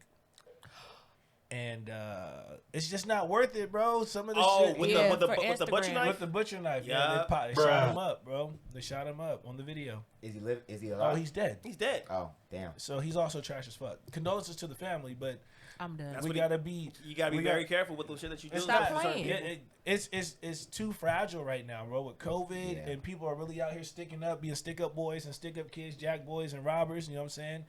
That shit's not funny to a lot of people, bro. It's sensitive times. So get your clout chasing ass. Cardi B said it best. Anything for clout. People got these CCWs. Gotta be careful. That's facts, bro. All right, and that was Rajeo's trash list. Trash as fuck. All right, well, that concludes our episode 20, which is a milestone for the Reverb Experiment. We want to thank Kai Christian for being on and giving us all the gems about relationships and self-care. I love this. Yes, it was a really good episode. This Yeah. might be one of my favorite ones. Yeah, for sure. I think we're starting to tackle a lot of, because we have so much foundation rooted in this. I think these conversations are starting to explode like in a good way. Better. Yes, Yeah. absolutely. Yeah. So we want to thank everybody that has listened all the way through. Please, because we have had a lot of good topics on there. That means the Reverb Nation will probably be hot this week. Yes, it will. We'll have a lot of good conversations, Yes, so it make will. sure that you tune in. And for those that are, again, that would like to support us, the best way you can support our podcast and our platform is to share, like, and subscribe, and hit the bell on YouTube so that way you can be alerted whenever there are new episodes that do drop. So we thank y'all. We love y'all. Have a good Valentine's Day weekend. Yeah.